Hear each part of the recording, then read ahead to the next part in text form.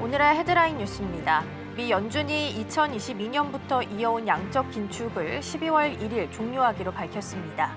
시장에서는 AI 고점 우려에 눌렸던 투자 심리가 개선되며 연말 랠리 전망도 커지고 있습니다. 트럼프 행정부의 관세 강화로 소비 둔화가 우려됐지만 올해 블랙 프라이데이 매출은 전년 대비 4.1% 늘어난 것으로 나타났습니다. 미 연말 소비를 가늠하는 핵심 지표인 만큼 최대 쇼핑 시즌의 구매력은 유지됐다는 평가가 나오고 있습니다.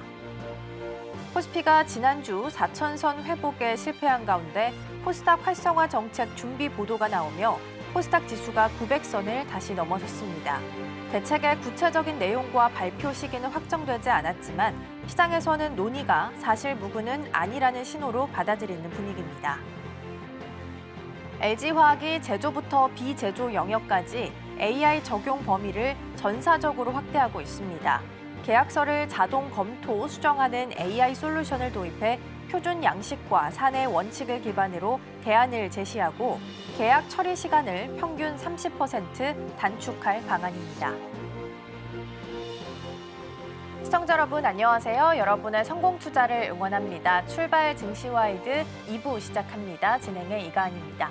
지난주 금요일 뉴욕 증시는 상승하면서 마감을 했습니다. 이렇게 해서 S&P 500 지수가 5거래일 연속 상승을 했고요. 월간 기준으로는 간신히 플러스 마감을 지었습니다. 반면 나스닥은 마이너스로 월간 기준 마감을 짓게 되면서 확실히 뉴욕 시장 안에서도 분위기 변화가 감지가 됐습니다. 지난주 금요일에는 월말 윈도우 드레싱 효과로 매수세가 유입이 됐고요. 금리 인하에 대한 기대감이 크게 한몫을 했던 하루였습니다. 분위기는 일단 나쁘지 않은데요. 한 주의 시작인 월요일, 우리 시장은 어떻게 문을 열게 될지 전략들 함께 챙겨보도록 하겠습니다. 자, 그럼 이어서 오늘 저희가 준비한 코너 하나씩 소개해드리도록 하겠습니다. 먼저 밤사이 뉴욕 증시 준비되어 있습니다. 지난주 금요일 뉴욕 증시는 반장만 열렸었는데요. 자세한 마감 상황 짚어보도록 하겠고요. 두 번째로는 와이드 리포트 준비되어 있습니다. 지난주에 핫한 키워드 중 하나가 또 네이버와 두나무의 합병 이슈였죠. 이후에 큰 그림들 함께 짚어보도록 하겠고요. 세 번째로는 이 시각 서울경제 준비되어 있습니다.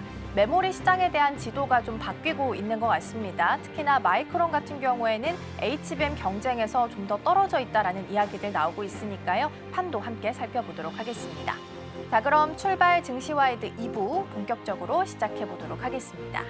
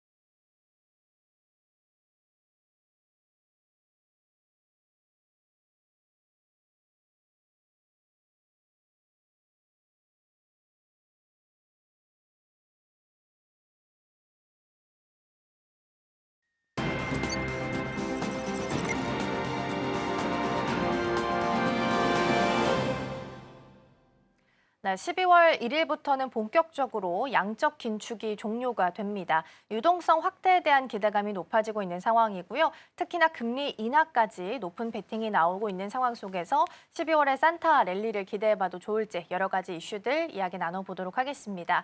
오늘 도움 말씀에는 서울경제TV 윤경철 본부장 자리해 주셨습니다. 본부장님 어서 오세요. 네, 안녕하세요. 네, 오늘도 다양한 키워드 준비되어 있고요. 첫 번째부터 함께 만나보겠습니다. 네, 오늘의 첫 번째 키워드입니다. 줄 서던 인파가 사라졌습니다. 미국 블랙 프라이데이 하면 가장 싼 가격을 찾기 위해서 새벽부터 줄을 서고 또 매장 문이 열리면 뛰어들어가던 풍경 자주 보셨을 텐데요. 최근 들어서는 이러한 모습이 나타나고 있지 않다고 합니다. 이렇게 바뀌게 된 이유 어디에 있을까요? 일단 뭐 요즘에 쇼핑 모습을 좀 보시면 현장을 가서 보시면 매장 문이 예전만큼 일찍 열리지 않습니다. 추수감사절 다음 날인 새벽에 문을 열며 소비자를 끌어모으는 게 전통적인 전통이라고 할 수 있는데 이제는 문 여는 시간이 늦춰지고 대신 온라인 쇼핑이 그 빈자리를 채우고 있습니다. 뭐 모두에 이제 말씀하셨지만 온라인 쇼핑이 사상 최대치를 이제 기록하고 있다고 하는데 실제로는 지난 6년간 블랙 프라이데이 온라인 쇼핑 사람은 오프라인 매장을 찾은 사람보다 꾸준하지 않았습니다. 이제 특히 이제 코로나 이후에 한번 튀어 올랐던 매장 방문이 다시 평탄 흐름으로 돌아왔고요. 발길 자체는 여전히 평소보다 50%는 많지만 더 늘어나지 않고 있다는 게 업계의 관측입니다. 여기에 이제 세대별 태도도 이제 변화가 눈에 띄는데요. 밀레니엄과 X세대 가운데 블랙 프라이데이에 대부분 물건 사겠다고 답한 비율은 최근 몇 년 사이에 상당히 많이 줄었다고 합니다. 그래서 Z세대와 베이비붐 세대는 거의 변화 수준이 없다라고 보시면 될 것 같고 반면에 추수감사절부터 이제 사이버 그다음에 블랙 프라이데이, 사이버 원데이로 이어지는 건 이제 터키 5라고 하는데 이 기간 동안 전체 지출이 최근 2년 연속 감소했습니다. 2019년에 비하면 무려 13%나 줄었다고 하는데 한 컨설팅 조사에서는 올해도 이 기간의 지출이 평균 4% 이상 줄어들 전망이 나왔습니다. 전문가들은 이제 블랙 프라이데이가 예전만큼 한 방을 잃게 된 게 행사 자체가 너무 길고 희석됐다라고 합니다. 그러니까 사실상 이제 블랙 프라이데이는 이제 연말에 어쨌든 유통업계나 이런 쪽에서 이제 떨이라든가 상품을 재고를 판매하는 그런 행사였는데 지금 이런 것들이 상시 제도로 바뀌었다는 게 약간 특징이 있다라고 생각을 합니다. 그래서 예전에는 공급업체를 설득해서 원가를 크게 낮추고 경쟁사의 비밀을 유지한 채 다시 볼 수 없는 가격을 내세운 게 특징이었는데 지금은 인기가 커지다 상황이 좀 달라졌다고 합니다. 금요일 새벽에 열리던 어쨌든 매장 행사는 추수감사절 밤으로 앞당겨졌고 행사는 하루가 아닌 여러 날, 때에 따라서 몇 주간 하는 그런 행사로 바뀌었다고 해서 상당히 이게 변화가 아닌가라는 생각이 듭니다. 그리고 특정 인기 상품 몇 개에만 집중되는 할인도 매장 전체로 이제 카테고리가 확대가 됐고요. 그다음에 재고와 인력 유통도 더 복잡해졌다고 합니다. 그래서 결국 유통업체는 블랙 프라이데이 딜을 더 이른 시점에 내놓을 수밖에 없다라고 생각하고 있고 소비자들은 이제 굳이 줄을 서서 사지 않아도 천천히 살 수 있다는 생각이 많이 깊어졌다고 합니다. 그리고 이제 일부 업체는 가격을 올려놓았다가 이제 블랙 프라이데이 다시 내려놓으면서 마치 크라닝을 하는 것처럼 보여서 이제 문제가 되기도 하는데요. 오래 전부터 이제 블랙 프라이데이를 설계했던 한 전직 CEO는 이렇게 얘기합니다. 지금은 한정특가 헤드라인 상당수가 눈속임에 가깝다고 이야기하면서 긴박감을 만들어내던 블랙 프라이데이 특유의 매력이 이미 많이 사라졌다라고 평가하고 있습니다. 그러니까 이런 부분들이 상당히 이제 어쨌든 그런 걸 반감을 시킨 게 아닌가라는 생각이 드는데 그럼에도 불구하고 블랙 프라이데이는 여전히 소비와 유통의 이 방향을 읽을 수 있는 중요한 바로미터라고 할 수 있을 것 같고요. 기업들은 한 해 성적을 가늠하는 무대라는 점에서 여전히 존재감이 사라지지 않고 있으면서 이 부분을 잘 이용하시면 쇼핑에도 도움이 될 것 같고 주가에도 최근에 어쨌든 블랙 프라이데이가 오프라인은 별로 안 좋지만 온라인은 상승하고 있으니까 이런 부분들을 강조하셔서 이제 주가 투자를 하시는 게 좋을 것 같은 그런 생각이 듭니다. 네, 블랙 프라이데이 관련한 키워드 잘 살펴봤고요. 어쨌든 관세 영향으로 소비 둔화가 우려가 되긴 했지만 이번에는 블랙 프라이데이 매출이 꽤 괜찮았다고 합니다. 전년 대비해서 한 4% 늘어난 것으로 보이고요. 소비 관련주들의 주가 추이도 같이 지켜보시면 좋겠습니다. 자, 그럼 마무리하고 두 번째로 넘어가 보겠습니다. 네, 오늘의 두 번째 키워드입니다. 비행기 6,000대 멈췄다이고요.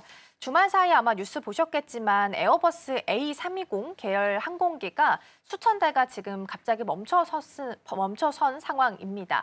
일정 조건 하에서 만약에 오작동이 발생하게 되면 비행기가 급강하할 수 있는 상황이라서 좀 크게 문제가 되고 있는 것 같은데요. 어떤 내용인지 먼저 짚어보도록 하겠습니다. 말씀하셨던 대로 이제 문제가 된 건 이제 비행 제어 시스템입니다. 조종사가 조작의 꼬리 날개를 엘리베이터 쪽으로 전달해서 기체의 각도수를 조준하는 엘리베이터의 일러론 컴퓨터가 이제 강한 햇볕에 쬐이게 되면 이 부분이 어쨌든 태양광선의 방사선에 노출될 경우에는 이 장치의 핵심 데이터가 손상될 수 있기 때문에 말씀하셨던 대로 큰 결함이 아닌가라는 생각이 드는데 우리나라도 이게 42대나 있습니다. 대부분 이제 어쨌든 대한항공이 18대, 아시아나에 24대, 에어부스나에 이렇게 있다고 하는데 어쨌든 이런 부분들이 있기 때문에 이런 것들은 다 업데이트가 일단 돼서 안전하다고 합니다. 그래서 이 부분은 어쨌든 됐고요. 유럽과 미국 규제 당국은 즉시 긴급 강화 지시를 내리고 관련 소프트웨어와 이전 버전으로 돌리거나 수정하도록 명령했다고 합니다. 대부분 약 2시간 정도만 끝나는 소프트웨어 작업이지만 일부 항공기는 정비 자체를 교체해야 될 수 있을 정도로 수리가 길어질 전망입니다. 항공사별로 영향도 각각 달랐습니다. 세계 최대 A320의 어쨌든 계열의 항공기를 많이 운영하고 있는 건 이제 저가 항공이 좀 많은데 어쨌든 아메리카 항공이 보유 대수가 480대 중에 209대가 수리 대상이라고 밝혔다고 합니다. 델타와 유나이티드도 각각 수십 대의 영향을 받고 있다고 하고 호주의 어쨌든 저가 항공 제스타는 90편이 한꺼번에 취소돼서 승객들이 줄을 많이 섰다고 하고 이웃나라 일본에 있는 계열사인 피치, 그러니까 아나 계열의 계열사죠. 피치 항공도 65편이 토요일에만 취소돼서 이제 일요일에 정비 작업에 들어갔다고 합니다. 이번 조시가 이제 촉발된과 직접적인 사건은 지난 10월 30일 날 있었던 멕시코 칸쿤에서 미국 뉴요크로 하던 젯블루 항공기가 이제 사고가 나면서 그렇게 된 건데요. 당시 항공기가 갑자기 급강하면서 승객 최소 15명이 다쳐서 병원에 입원을 했다고 합니다. 결국 이제 항공기는 회항을 해서 템파로 갖게 됐는데요. 에어버스는 이번 리콜이 예방 차원의 조치라고 강조했지만 이미 정비 불량이 포화 상태인 상태로 상당한 부담이 아닌가라는 생각이 들고 엔진 점검이라든가 수리 지원을 멈춰있는 에어버스 항공기만 이미 수백 대에 달한다고 합니다. 다행히 우리나라는 잘 마무리가 됐고 이제 다 됐다고 합니다. 그래서 영국의 어떻든 한 교통장관은 이렇게 얘기하고 있습니다. 영국 항공은 영향은 제한적이지만 이 부분이 계속될 경우에 어쨌든 지역별로 큰 혼란이 가중될 수밖에 없고 전 세계에 어쨌든 이 에어버스 항공기가 11,000대 정도가 어쨌든 넘게 운항하고 있는 만큼 이 부분에 대해서 어쨌든 잘 조심해서 보시면서 운항을 하셔야 되고 이걸 골라서 이제 탑승을 하셔야 되지 않을까라는 생각이 듭니다. 네, 에어버스 320 계열과 관련한 키워드까지 살펴봤고요. 다음으로 넘어가 보겠습니다. 네, 다음 키워드입니다. 악마의 금속, 은, 미쳤다이고요. 올해 은 가격이 사상 최고치를 갈아치웠습니다. 그리고 전문가들은 은에 대해서도 이 상승세가 여전히 좀 지속될 거다라는 시선들을 내놓고 있다고 하는데요. 어떤 내용인지 먼저 체크해 보도록 하겠습니다. 왜 악마의 금속을 하시는지 혹시 아세요? 글쎄요. 이게 가격 변동이 너무 커서 그렇습니다. 그래서 이게 사실상 변동성이 너무 커가지고 악마의 금속이라고 불리는데 금은 사실상 좀 약간 우리가 이제 뭐 살 수도 있고 뭐 팔 수도 있고 약간 이런 부분이 있습니다. 그리고 이제 ETF라든가 이런 것들이 상당히 많은데 은은 약간 좀 낯서실 거예요. 그래서 이 부분이 이제 금의 랠리와 더불어서 이제 움직이고 있는데 최근에 전기차라든가 인공지능이라든가 태양광 같은 미래 산업이 이 은을 많이 사용하면서 더욱 수요가 많다라고 합니다. 지난주에 이제 트로이 온스당 54.47달러로 올 10월 중순 은 가격이 찍은 최고치라고 합니다. 그래서 불과 1년 사이에 70% 넘게 치솟았다고 하고요. 뭐 한동안 급등분을 일부 되돌리긴 했지만 공급 부족이 계속되면서 은 가격은 다시 상승세에 나섰다라고 하고 있는데요. 이번 랠리는 이제 그 크게 세 번의 이렇게 랠리가 있었던 중에 이제 가장 많이 큰 변동이라고 합니다. 첫 번째 이제 크게 상승했던 건 1980년대 헌트 형제가 세계 은 공급의 3분의 1을 사들이면서 이게 이제 급등했고요. 그다음에 2021년 미국의 이제 부채 한도 위기와 함께 금은이 안전자산으로 되면서 어쨌든 각광을 받았는데 이게 어쨌든 50년 사이에 세 번의 피크 구간이 있었다라고 보시면 될 것 같고요. 다만 이번에 이제 어쨌든 상승은 단순 투기 수요가 아니라 공급 감소와 인도의 폭발적인 수요 그리고 전기차 AI의 산업 수요 세 가지 요인이 겹치면서 됐다고 하는데 무엇보다 이제 은을 인도가 가장 많이 쓰고 있습니다. 이제 뭐 중국이 많이 쓸 것 같은데 중국은 금, 은은 인도라고 하는데요. 올 10월에 은 가격이 킬로그램당 17만 루피까지 치솟으면서 연초 대비 85%나 급등했는데 이게 이제 농번기가 끝나고 나면 농가의 부자들이 은을 많이 사 모아서 이런 것들을 어쨌든 보석이라든가 식기라든가 장식품 수요가 더해지는데 이렇게 어쨌든 4,000톤 이상이나 소유를 한다고 합니다. 그래서 매 가운데 80% 이상을 이제 수입에 의존하고 있는데 UAE라든가 중국이 어쨌든 더 많은 말량을 공급하고 있지만 이게 한계가 좀 있지 않을까라는 생각이 들어서 더욱더라고 하고 있고요. 문제는 영국의 은 보관고가 몇 년째 빠르게 비어가고 있다는 게 문제라고 합니다. 실제로 이제 10월에는 은이 워낙 부족해서 트레이더들이 포지셔닝을 유지하거나 청산하기 위해서 하룻밤만 빌려도 200% 이상의 이자를 냈다고 하는데 어쨌든 샤링적인 차입 비용을 감수해야 되는 게 아닌가라는 생각이 듭니다. 공급은 이렇게 줄어들고 있는데 수요는 되게 늘고 있다고 합니다. 은 광산의 생산은 지난 10년간 특히 중남미 지역에서 어쨌든 감소해 왔는데 이게 은 채굴을 하는 게 상당히 열악해서 비용이 많이 들기 때문에 이게 상당히 좀 어렵다고 하는데 최근 1년 사이에 이제 시장의 인연은 적자 구조로 돌아섰기 때문에 광산이 계속 폐쇄되고 있다고 합니다. 그러다 보니까 은에 대한 수요가 계속 늘고 있으면서도 은 가격은 상승할 수밖에 없다고 하는데 그 배경에 전기차가 크게 역할을 하고 있습니다. 전기차 한 대에 약간 25g에서 이제 50g 정도 되고 있는데 이 은을 활용한 어쨌든 전고체 배터리가 상용화가 만약에 되면 한 대당 1kg까지 늘기 때문에 이게 상당히 뛰지 않을까라는 우려가 되고 있습니다. 이제 은이 금처럼 기금속의 성격을 띠는 동시에 높은 전기 전도율에 있는 산업금융 금속으로도 이제 쓰이고 있는 만큼 이 부분이 상당히 이제 수요가 계속 증가하지 않을까라는 생각이 드는데 이른바 악마의 금속으로 이제 각광을 받았던 은은 더욱 커질 수밖에 없지 않을까라는 생각이 들고 이런 수요가 계속되면 금처럼 향후에 어쨌든 변동이라든가 여러 가지 불안정성이 되면 더욱더 각광을 받을 것이라는 전망이 나오고 있습니다. 네, 악마의 금속, 은 가격에 대한 변동성까지 살펴봤고요. 이어서 다음 주제로 넘어가 보겠습니다. 네, 다음 주제는 챗 GPT 3년 명과 암입니다. 챗 GPT가 등장한 지 벌써 3년이 흘렀습니다. 그러면서 AI 시장 지도 또한 굉장히 많은 부분들이 변하게 됐는데요. 이 상황 속에서 명과 암은 어떤 부분들이 있는지 짚어보겠습니다. 자, 오픈AI가 2022년 11월 30일 날 챗 GPT를 내놨습니다. 그러면서 이제 상승한 종목도 있고 하락한 종목도 있는데 구체적으로 어떤 변화가 있는지 살펴보면 일단 AI 최대 수혜주들이 늘어났습니다. 단연 초대형 기술주들인데요. 2022년 금리 상승과 이제 이익 둔화로 크게 흔들렸던 빅테크 주가들은 AI 시대 핵심 산물인 어쨌든 챗GPT가 나오면서 상승감 속에 상당히 많이 반등했습니다. 리서치 책임자인 마이클 벨리는 역사상 어느 시기든 AI 성장 기대는 이런 종목을 끌어올렸겠지만 워낙 낮은 기대 수준에 시작해서 이번 랠리가 이제 두드러졌다라고 얘기를 하시면 될 것 같은데 챗GPT 출시 이후에 지금까지 S&P 500 지수는 약 64% 올랐는데 이 가운데 거의 절반 상승분이 단 7개 매그니피션트에서 나왔다라고 보시면 될 것 같은데 여기서 엔비디아, MS, 애플, 알파벳, 아마존, 메타, 그리고 브로드컴 이렇게 7종목이 모두 AI 클라우드 반도체와 직결된 대형주들입니다. 여기서 가장 눈길을 끄는 건 이제 엔비디아입니다.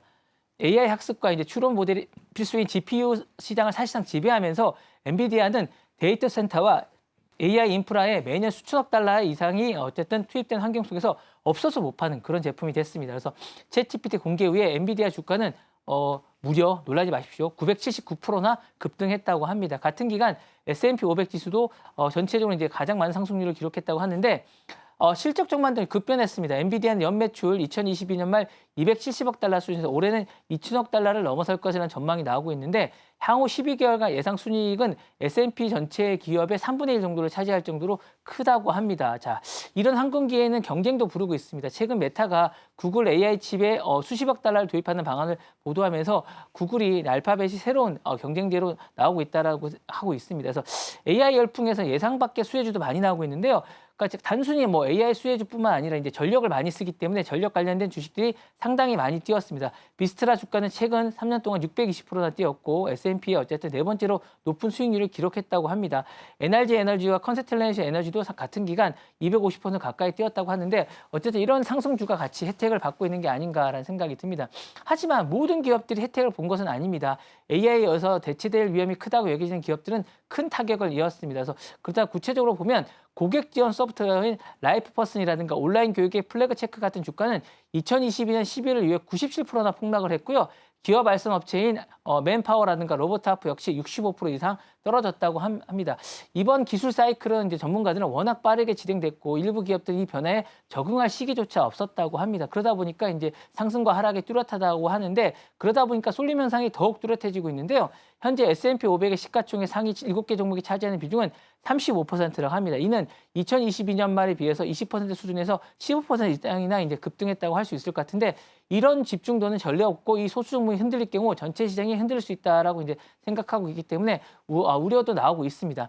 자, 챗GPT가 나온 지 3년 됐고 인공지능은 미국 시장에서 승자와 패자를 동시에 만들어냈습니다. 이제 AI 칩과 클라우드, 전력, 원전, AI 생태계에 둘러는 전방위 투자 덕에 강세장이 계속 이어지고 있지만 소수 종목에 너무 의존하다 보니까 이제 불안감도 커지고 있습니다. 앞으로 AI 강세장의 동력연이 이어갈지 아니면 새로운 불씨가 될지는 여러 가지 변수가 좀 나올 것 같은데 투자자들은 이런 점들은 이제 우려하셔서 투자를 하셔야 되지 않을까라는 생각이 듭니다. 네. 네, 챗 GPT가 나온 지 3년 정도 흘렀고 또 작년 설쯤이었으니까 올해 설쯤이었으니까 그렇게 되면 딥시크도 거의 1년 가까이 되고 있는 상황인데요. AI 판도가 내년엔 또 어떻게 바뀌게 될지도 기대해 보셔도 좋겠습니다. 넘어가서 다음 키워드 만나보도록 하겠습니다. 네, 오늘의 마지막 키워드입니다. 트럼프 계좌이고요. 트럼프 행정부가 신생아에게 자동으로 투자 계좌를 만들어주는 계획을 추진하고 있다고 합니다. 아이 한 명당 지금 $1,000의 시드머니를 넣어서 18살이 될 때까지 주식시장에 투자하겠다라는 구상을 가지고 있다고 하는데요. 실제적으로 현실 가능성이 있는 건지 짚어보겠습니다. 일단은 이게 그렇게 큰 도움이 될 것 같지 않다는 게 일반적인 생각입니다. 일단 내용을 좀 보시면 내년부터 4년 동안 태어난 아이들에게 정부가 자동으로 계좌를 열고 $1,000 넣어주는 게 골자입니다. 이후 가족과 친척들이 그리고 주 정부라든가 어쨌든 비영리 단체 자선가들이 매년 최대 5,000달러까지 돈을 보태줄 수가 있는 게 이 돈의 어쨌든 핵심이고요. 이 돈은 인덱스 펀드에 투자를 하게 됩니다. 아이들이 18살이 되면 집을 사거나 혹시 정해진 용도로 이 돈을 꺼냈을 수 있는데 계좌는 자동으로 그렇게 하지 않으면 자동으로 은퇴 계좌로 전환된다고 합니다. 정책을 설계한 쪽의 목표는 분명한 것 같습니다. 주식과 같은 자산을 가진 사람만이 이제 부의 축적을 해왔는데 이런 데 온 국민이 투자하자라는 생각이 있는 건데 물론 논란도 만만치가 않습니다. 우선 세제 혜택이 거의 없다는 겁니다. 이게 어쨌든 학자금 저축으로 널리 쌓이는 529 플랜과 달리 트럼프 계좌에 넣는 돈은 세후소득입니다. 세후소득이니까 세후의 어쨌든 소득이라는 생각이 드는 거고 나중에 꺼냈을 때 과세 대상이 됩니다. 그러다 보니까 수익의 일반 브로커리 계좌보다 불리한 일반 세후소득을 받는다는 게 특징이고요. 전직 재무부 고위 한 관계자는 1,000달러 정부 지원금을 사람마다 다 받아갈 테지만 그 이상으로 추가 넣는 유인은 매우 약하다라고 이야기하고 있습니다. 그래서 정부가 비용을 아끼려다 보니 세제 혜택이 너무 빈약하게 됐다라고 얘기하고 있고요. 이게 어쨌든 부익부 빈익빈으로 나온다는 생각도 많이 됐습니다. 그러니까 저소득층에 대한 지원이 턱없이 부족하다 보니까 나중에 이 부분을 어쨌거나 넣게 되는 부분은 결국에 고소득층밖에 되지 않을까라는 생각이 들고 있고 결국 고소득층 위주의 계좌가 될 것이라는 우려가 나오고 있는 것이죠.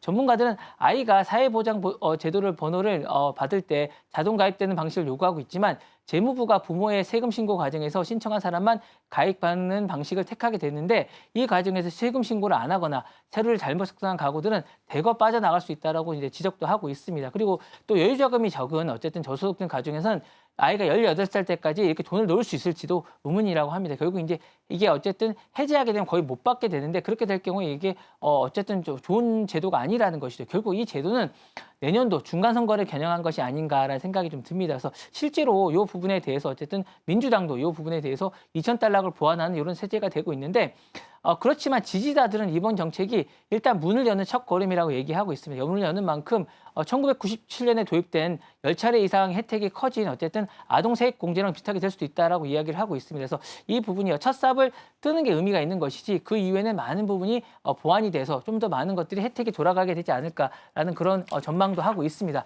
자, 이게 잘 작동된다면 이 계좌가 내 인생에 설계한다는 부도 있겠지만 그렇지 않으면 부자들의 더 배를 채워주는 그런 계좌가 될 수 있습니다. 이게 어떻게 될지는 좀 더 지켜봐야겠지만 어쨌든 내년도 중간선거를 겨냥한 그런 제도라는 거에는 이견이 없는 것 같습니다. 그래서 이 부분이 논란도 불러일으킬 것 같은데 어떻게 될지는 좀 더 지켜봐야 되지 않을까라는 생각이 듭니다.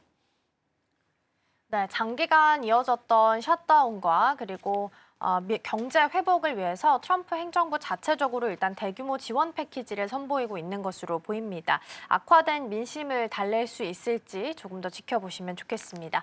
자, 이렇게 해서 마지막 키워드까지 잘 살펴봤고요. 본부장님과는 여기서 인사 나누겠습니다. 오늘 말씀 고맙습니다. 네, 감사합니다.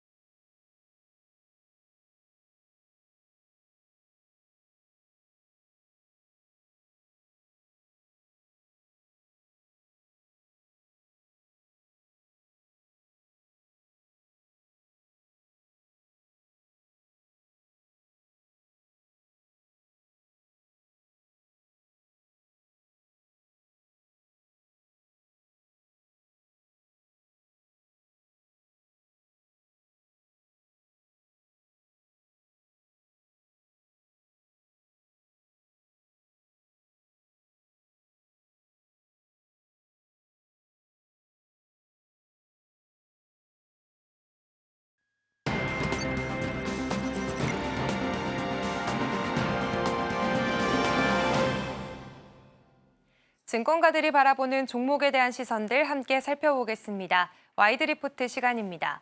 제가 오늘 가지고 온 리포트는 바로 네이버에 대한 하나증권의 시선을 가지고 와봤습니다. 이 리포트의 제목은 두나무 합병, 선명해진 꿈의 크기인데요. 며칠 전 네이버 파이낸셜과 두나무의 대형 합병 딜이 공식 발표되면서 시장에서는 정말 큰 관심을 받고 있습니다. 그렇다면 지금 네이버가 어떤 중요한 변화의 지점에 와 있는지 차근차근 정리를 해보겠습니다. 우선 하나증권은 투자 의견 매수 유지했고요. 목표 주가는 35만 원으로 상향 조정했습니다. 먼저 이번 합병 구조부터 간단히 정리해 보도록 하겠습니다. 지난 11월 26일 네이버 파이낸셜과 두나무의 포괄적 주식 교환 방식 합병이 이사회에서 최종적으로 승인이 됐습니다. 기업 가치 비율을 살펴보시면 1대 3.06이라는 가치가 설정이 됐는데요. 쉽게 말하자면 두나무의 가치를 네이버 파이낸셜이 3배 조금 넘는 수준으로 인정이 됐습니다. 다음 장 넘겨서 조금 더 자세히 살펴보도록 하겠습니다. 우선 이번 합병으로 인해서 네이버 파이낸셜의 기업 가치는 20조 원으로 평가가 됐고요. 네이버는 이 통합법인의 17%의 지분을 갖게 됩니다. 여기에 지금 두나무의 송치영 회장과 김영년 부회장이 가지고 있는 29.5%라는 이 의결권을 네이버에게 위임을 하게 됐는데요. 그러면서 네이버가 사실상 지배력을 확보하게 되는 구조가 됐습니다.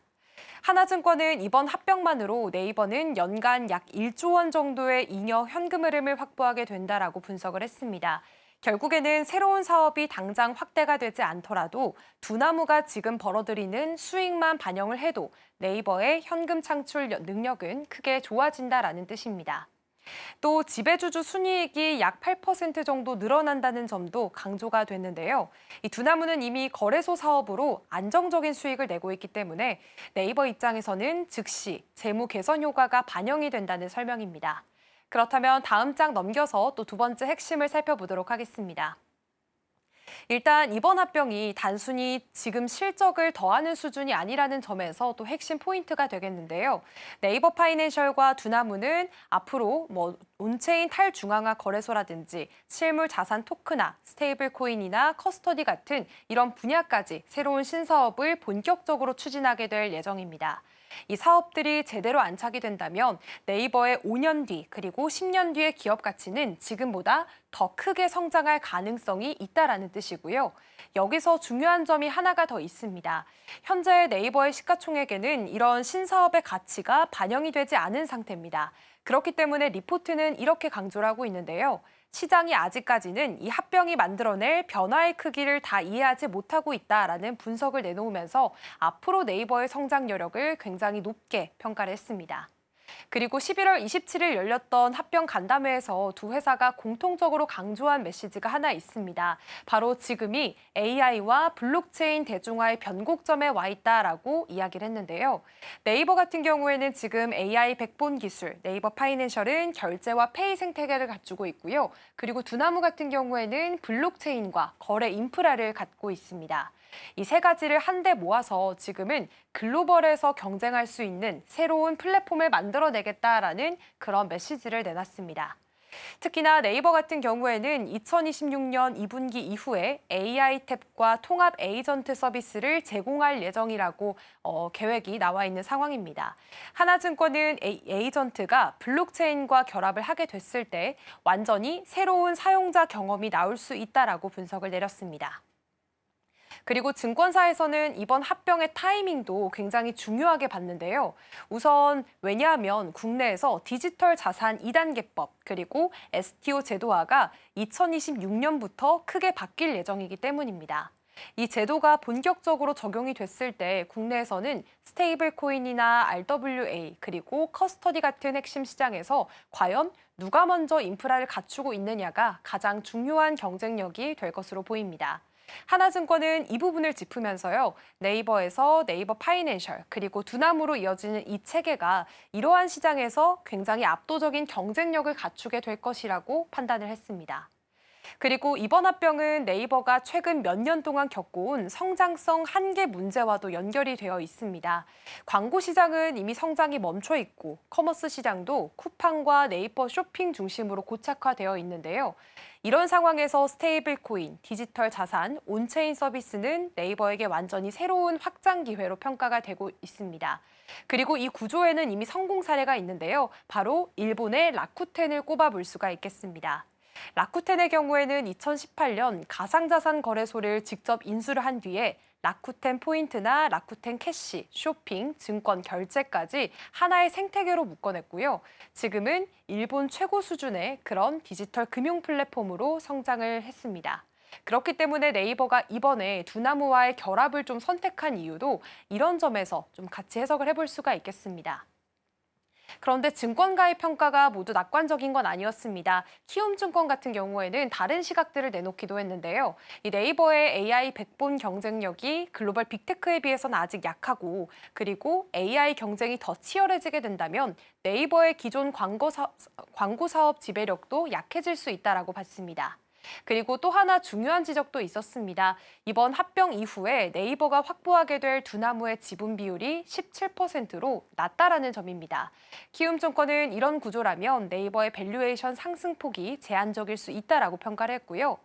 하나증권의 목표 주가는 다시 살펴보겠습니다. 매수 유지 의견 목표가 35만 원으로 상향을 했는데 하나증권은 오히려 이번 합병에 대해서 하방은 막혀 있고 업사이드는 크게 열려 있다라고 평가를 내렸습니다. 그렇다면 지난주 금요일장의 주가 흐름도 함께 살펴보도록 하겠습니다.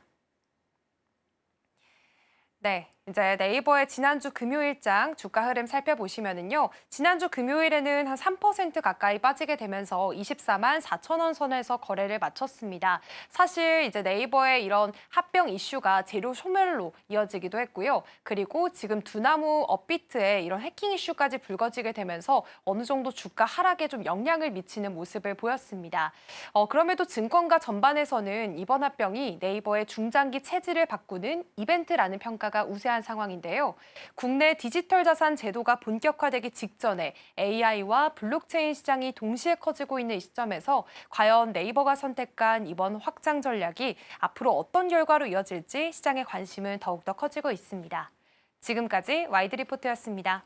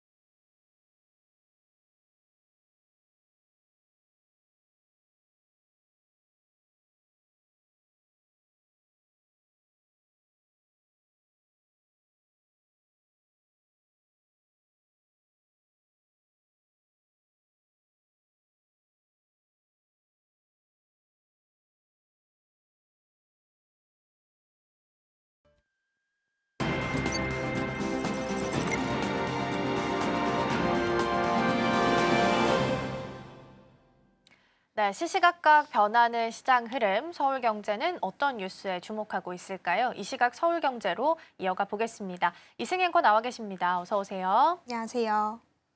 네, 오늘도 키워드들 준비되어 있습니다. 첫 번째부터 열어보겠습니다. 메모리 시장 안에서 큰 변화가 감지가 되고 있습니다. GPU에서 TPU로 변하는 상황 속에서 삼성전자가 수혜를 받을 수 있을 것이다라는 이야기 나오고 있는 상황이고요. H1B 하면 또 가남 신약을 빼놓을 수가 없습니다. 이미 FDA 승인에 있어서는 한번 실패를 한 바가 있어서 아마 내년에 또 재도전을 계속해서 할 것으로 보이는데 자세한 내용들 좀 보겠고요. 하나오션 같은 경우에는 10월 30일에 15만 원 고점 전고 터치한 후에 지금 계속해서 쭉 밀려나고 있습니다. 지금 단기 입평은 모두 이탈한 상황인데 그럼에도 불구하고 주목해 볼 만한 이슈들, 이야기들 함께 점검해 보겠습니다. 자, 첫 번째로는 반도체 이야기로 이어가 보겠습니다. 확실히 TPU를 중심으로 해서 메모리 시장에 대한 판도가 바뀌고 있는 것 같습니다. 이런 와중에 마이크론은 HBM 경쟁 대열에서 밀려나고 있다는 이야기가 나오고 있다고 하는데 어떤 내용일까요? 네, 일단은 지금 핵심은 HBM 수요의 구조가 바뀌고 있다라는 점입니다. 현재 엔비디아 GPU에 더해서 구글 TPU가 두 번째 메모리 수요 축으로 부상을 했습니다. 연산 효율을 위해 대역폭을 극대화해야 하는 구조라서 TPU 한 개마다 6에서 8개의 HBM이 붙는데요. 이제 AI는 GPU만으로는 감당하기 어렵고 GPU와 TPU가 함께 시장을 키우는 국면에 들어갔습니다. 그런데 그 수요를 누가 안정적으로 공급할 수 있느냐에서 그동안 3강 체제로 불리던 마이크론이 탈락 위험에 놓이게 됐습니다. 이 마이크론의 HBM 월 생산 능력은 5만 5천 장으로 집계가 됐는데요. 삼성전자와 하이닉스 대비 3분의 1 수준에 불과합니다. 수율과 패키징 대응 속도까지 감안했을 때 엔비디아도 벅찬 마이크론이 지금 TPU까지 따라가기에는 역부족인 겁니다. 결과적으로 GPU와 TPU 양쪽 모두에서 HBM은 한국 두 기업 중심의 양강 체제로 고착화하는 흐름이 펼쳐질 것이라고 전망되고 있습니다. 네, 3강 체계에서 약간의 좀 변화가 나타나고 있다라는 부분 먼저 짚어봤고요. 그러면 이 HBM 전쟁에서 삼성전자가 상대적으로 수혜를 받을 거다라는 이야기 나오고 있는데 그 배경은 어떻게 좀 해석을 해보면 좋을까요? 네, 아무래도 삼성전자가 공급 총량을 늘릴 수 있는 회사로 좀 평가받고 있기 때문입니다. 올해는 TPU 내의 HBM 공급이 삼성과 하이닉스가 비슷한 수준으로 좀 추정이 되고는 있는데요. 업계는 삼성전자가 내년부터 생산 능력을 공격적으로 늘리고 있기 때문에 공급 비중 역전이 유력하다는 관측을 하고 있습니다. 또 삼성전자는 기술 난도가 훨씬 높은 HBM4에 대한 조기 대응까지 갖추고 있는데요. 이미 올해 하반기에 삼성은 브로드컴과 협력을 해서 구글 TPU용 HBM3E를 공급하고 있고요. 내년에는 물량을 올해보다 2배 이상 늘릴 수 있을 만큼 라인 안정화가 빠르게 진행되고 있다고 합니다. 여기에 삼성전자는 파운드리도 함께 진행할 수 있는 유일 업체라는 점이 구글 입장에서는 한 번에 묶어서 갈 수 있겠다라는 안정감으로 이어지고 있습니다. 특히 TPU 8세대에서는 HBM4에 대한 탑재가 유력한 상황인데요. HBM4는 미세 공정이나 적층 기술, 발열 관리 모든 측면에서 수율 확보가 어렵기로 유명합니다. 하지만 삼성은 TSV 공정 최적화와 패키징 기술에서 빠른 추격 속도를 보여왔습니다. 따라서 증권가에서는 HBM4에서는 삼성의 반격이 본격화되겠다라는 표현을 쓰고 있습니다. 결국 TPU라는 새로운 무대가 열리면서 삼성의 움직임이 훨씬 선명해졌다는 점, 그리고 이 변화가 일시적인 모멘텀에 그치지 않고 내년 이후에도 이어질 수 있다는 점에서 시장에서는 삼성의 변화에 훨씬 더 높은 점수를 주고 있는 분위기입니다. 네, 그래서인지 내년에 대한 OP 전망들이 계속 높아지고 있습니다. 보통 이제 80조 정도 보고 있고 좀 더 긍정적으로 보는 쪽에서는 90에서 100조 이야기까지 나오고 있는 상황입니다. 그러면 이렇게까지 전망이 좀 긍정적으로 나오게 되는 그 근거부터 좀 살펴볼까요? 네, 아무래도 중요한 거는 이 변화가 삼성의 실적에 어떤 영향을 주겠느냐 이 부분이 좀 되겠죠. 지금 시장은 내년 삼성전자 영업이익을 80조 원 정도로 보고 있습니다. 그리고 이 전망치는 계속해서 올라가고 있는데요. 불과 한 달 전까지만 해도 60조 원대 언급이 나왔지만 요즘은 100조 원까지도 가능하다는 말이 나오고 있습니다.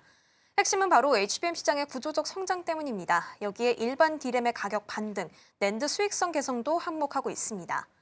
지금 AI 반도체 시장이 GPU에서 이 복합 구조, TPU의 복합 구조로 바뀌고 있는 흐름에서 삼성전자는 양쪽 모두 공급할 수 있는 몇 안 되는 플레이어로 평가를 받고 있습니다. 정리하자면 삼성전자가 지금 맞이하고 있는 AI 메모리 호황은 실적 기준 자체를 한 단계 끌어올리는 변곡점입니다. TPU라는 새로운 성장 엔진을 확보하면서 HBM4에서 한 단계 더 앞서 나갈 기회를 잡은 삼성전자를 향한 시장의 확신과 기대감이 커지고 있습니다. 네, 새롭게 반도체 시장의 변화가 좀 생기고 있는 상황이고 삼성전자가 실제적으로 수혜를 받을 수 있을지도 보시면 좋겠고요. 어쨌든 TPU라는 개념이 들어가게 되면 여기도 HBM이 필요한 상황이라서 국내에 있는 삼성전자나 SK하이닉스에게는 모두 이득이 될 수 있는 이슈이다라는 부분으로 정리해 보겠습니다. 자, 마무리하고 두 번째로 넘어가 보겠습니다. 이번에는 HLB 관련한 뉴스를 좀 살펴볼 텐데요. 워낙 이제 가남 신약 이슈는 한 2024년부터 해서 계속 주목을 좀 받았고 두 번 정도 승인 거절이 좀 난 상황입니다. 그런데 올해 3분기 상장사 10곳 중에 6곳이 지금 흑자를 냈다고 하는데요. HLB가 그동안 주장했었던 리빌딩이 본격적으로 좀 나타나고 있는 걸까요? 네, 맞습니다. 아무래도 구조가 바뀌니까 숫자도 바뀌고 있다라는 이야기가 좀 거론이 되고 있습니다. 일단은 HLB그룹은 지금 상장사 10곳 중 6곳이 3분기 개별 기준 영업 흑자를 냈습니다. HLB 이노베이션, HLB 제약, HLB 글로벌 등이 그 대상인데요. 특히 작년에는 적자였던 4곳이 올해 흑자로 돌아섰다는 점도 의미가 큽니다. 가장 눈에 띄는 거는 HLB 바이오스텝인데요. 작년 3분기에는 18억 원 적자를 유지했지만 올해는 11억 원대의 흑자로 전환하면서 가장 큰 폭의 실적 개선을 이뤄냈습니다. HLB는 지난 수년 동안 M&A 이후 통합을 가장 세게 하는 그룹으로 불렸습니다. 회사를 많이 사서 늘리는 게 아니라 인수한 회사를 다시 설계해서 돈을 버는 구조로 바꾸는 데 집중해왔기 때문입니다. 대표적인 작업은 두 가지입니다. 먼저 하나는 비효율 제거인데요. 잘 안 되는 사업이나 과도한 R&D는 과감하게 정리를 하고 유망 분야 중심으로 조직을 재배치했습니다. 또 하나는 그룹 내 시너지 극대화입니다. 예를 들어서 HLB 바이오스텝은 그룹 내 신약 개발사들의 CRO 사업을 수주하면서 그룹 내 계열사들도 시너지를 얻게 했습니다. 이렇게 서로 일을 주고받는 구조를 만들게 되면서 새로운 매출처를 밖이 아니라 그룹 내부에서 만들어내는 방식을 가지고 있습니다. HLB 그룹 관계자도 다양한 M&A 경험을 바탕으로 계열사들의 비효율을 정리하고 핵심 사업을 강화하는 노하우가 쌓였다면서 진단과 치료, 예방 전주기를 아우르는 종합 바이오 기업으로 성장하기 위한 구조 재편의 성과가 나왔다라고 말했습니다. 즉 계열사가 많아지는 구조에서 계열사가 잘 돌아가는 구조로 바뀌었으며 그 변화가 올해 실적에서 처음으로 숫자로 검증된 해라고 보시면 되겠습니다. 네, 결과적으로는 어찌됐든 성과가 좀 나고 있다라는 측면에서는 긍정적으로 점수를 좀 줄 수 있을 것 같은데요. 다만 이제 간암 신약 이야기를 빼놓을 수는 없을 것 같습니다. 지금 2번 정도 거절이 된 상태이고 올해였죠. 올해 3차 이제 도전 차원에서 타이베이 미팅까지 있었던 상황인데 일단은 임상 3상 최종 분석 결과가 란셋 종양학에 실렸다라는 기사가 보도가 됐습니다. 본격적으로 좀 크게 의미를 둘 수 있을지 여기서부터 좀 출발을 해볼까요? 네, 의미가 큽니다. 일단은 핵심부터 말하면 생존 기간이 더 길어졌고 그리고 효과가 훨씬 더 좋아졌다라고 좀 정리해 볼 수 있겠습니다. 이번에 발표된 리보세라닙과 캄렐리주맙 병용요법의 글로벌 임상 3상의 최종 분석 결과가 이 란셋 종양학에 게재가 됐습니다. 해당 병용요법이 간세 포함 1차 치료제로 어느 정도의 경쟁력이 있는지 장기 추적을 통해서 다시 한번 보여준 자료입니다. 여기서 가장 중요한 지표인 전체 생존기간 중앙값은 23.8개월로 확인됐습니다. 이 경쟁 치료제인 소라페닙 대비 생존 이점이 중간 분석 때보다 더 확실해졌다고 합니다. 이 반응률도 의미가 있습니다. 해당 병용요법은 기존 25%에서 최종 분석은 27%로 종양이 줄어드는 환자 비율 자체가 늘어났습니다. 그리고 이번 논문에서 특히 강조된 거는 장기 생존입니다. 12개월과 24개월, 36개월 모두 소라페닙 대비 우수한 장기 생존 성과를 보였습니다. 그리고 종양이 줄어들기까지 걸리는 시간과 일관된 유효성도 우수하게 나타났습니다. 이 모든 데이터가 지금 란셋에 실리면서 병용요법의 임상적 가치와 과학적 신뢰성이 한층 공고해진 걸 증명하며 시장에 이목이 집중되고 있는 상황입니다. 네, 현재 HLB가 FDA 신청한 건 병용요법입니다. 가지고 있는 리보세나림이랑 그다음에 항서제약이 가지고 있는 캄렐리주막 이렇게 병용요법에 대한 FDA 승인을 지금 받고자 하는 건데 승인 기대감은 여전히 있는 상황이긴 합니다. 근데 그럼에도 불구하고 현실적인 근거가 좀 필요할 것 같습니다. 시장에서 어떻게 보고 있을까요? 네, 일단 시장에서는 내년이 승부수의 한 해가 될 것이다라고 좀 평가를 하고 있습니다. 승인 모멘텀이 이미 좀 확실히 살아 있고요. 여기에 생태계 확장 전략까지 맞물리고 있기 때문입니다. 먼저 효과는 이미 인정받았습니다. 조금 전에 살펴봤던 란셋에서 우수한 성능이 숫자로 입증된 바가 있죠. 그리고 올해 3월 HLB는 이 병용요법으로 FDA 허가에 재도전했었습니다만 보완 요구 서한을 받으면서 승인이 불발된 바가 있었습니다. 이 약효에 문제가 있었다는 게 아니라 이 파트너사 품질 서류 보완 문제로 이러한 요구를 받게 됐었습니다. HLB 측은 이 부분을 정리하고 내년 1월 허가 신청 제출을 목표로 하고 있습니다. 그렇기 때문에 회사의 내부에서는 2026년 승인을 현실적인 일정으로 잡고 있습니다. 더 나아가서 HLB는 바이오 생태계를 확대하고자 합니다.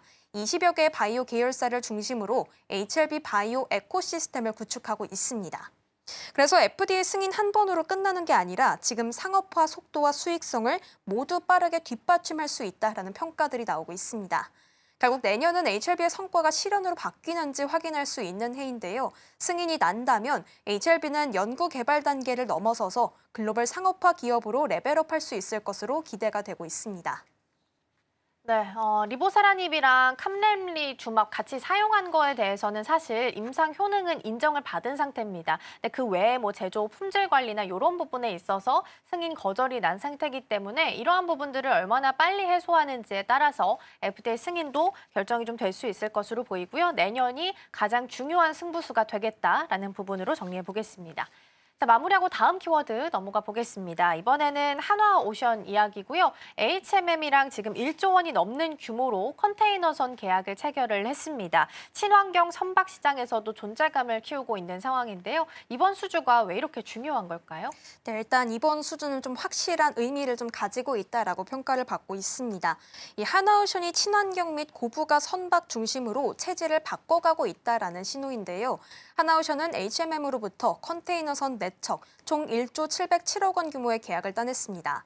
HMM이 2030 중장기 전략을 발표하면서 보유 선박을 친환경 선대로 전환하는 과정의 핵심 파트너로 하나오션이 선택된 겁니다. 올해 하나오션은 수익성이 높은 선박을 중심으로 총 11조 3천억 원을 수주한 바가 있는데요. 전략들이 전환된 모습들이 드러났습니다. 특히 최근에는 국제 해운 규제가 갈수록 까다로워지고 있는 상황입니다. 따라서 전 세계 선사들이 기존 연료선에서 친환경 선박으로 발주를 바꾸고 있는 중인데요. 그 흐름에서 하나오션이 중심에 안착해가고 있습니다. 하나오션 측은 이번 친환경 전환 대응은 물론 국내 해운과 조선 산업의 미래 경쟁력 강화에 기여할 것으로 기대한다고 말했습니다. 네, 수주 소식이 들려온 건 너무 기쁘지만 반면에 아쉬운 소식도 있기는 했습니다. 폴란드 차세대 잠수함 사업에서는 사실 고배를 좀 마셨죠. 그래서 앞으로 어떻게 이걸 좀 극복해 나가게 될지 대응 전략들도 좀 알아보시면 좋을 것 같거든요. 네, 일단 핵심만 좀 말씀을 드리자면 기회는 놓쳤지만 주저앉지는 않겠다라는 메시지를 좀 드러내고 있습니다. 이 폴란드의 오르카 프로젝트는 3,000톤급 잠수함 3척 도입에 유지보수나 운영까지 포함하면 규모가 약 8조 원에 달하는 유럽 최대급 사업이었습니다. 하나오션은 원팀으로 좀 참여를 했지만 최종적으로는 스웨덴 사부가 선정이 됐습니다.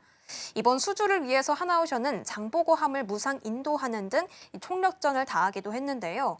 물론 이번에 실패를 맞이했지만 냉철하게 돌아보고 다시 준비하겠다라고 밝히기도 했습니다.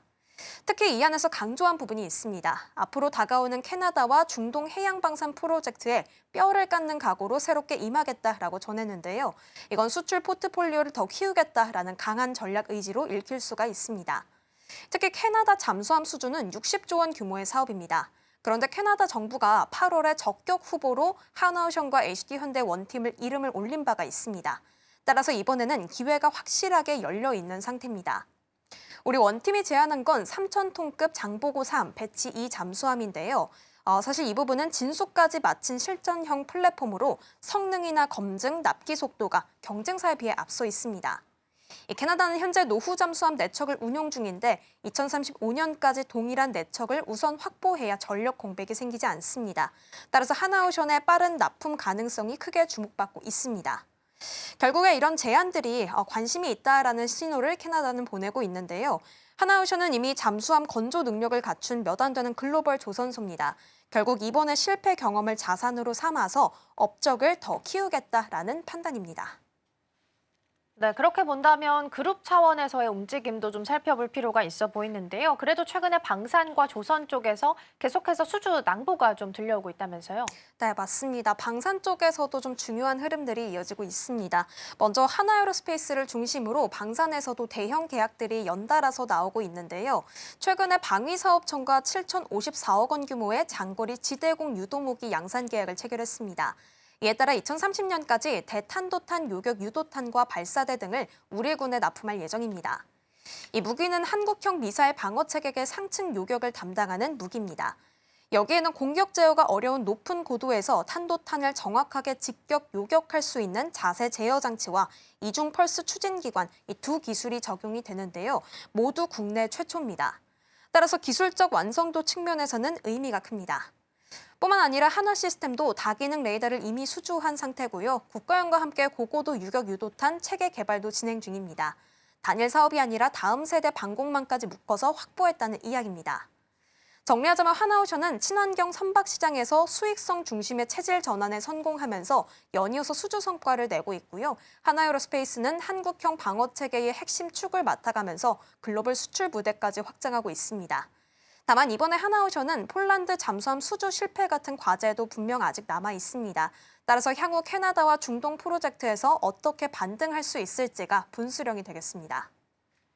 네, 이번 폴란드 수주에서는 좀 아쉬운 결과를 내게 됐지만 그래도 조선과 방산 쪽에서 그룹 차원의 액팅이 좀 나오고 있으니까 계속해서 기대해 보셔도 좋겠습니다. 자, 이렇게 해서 이 시각 서울경제는 여기서 마무리하겠습니다. 이승현 오늘 말씀 고맙습니다. 맞습니다.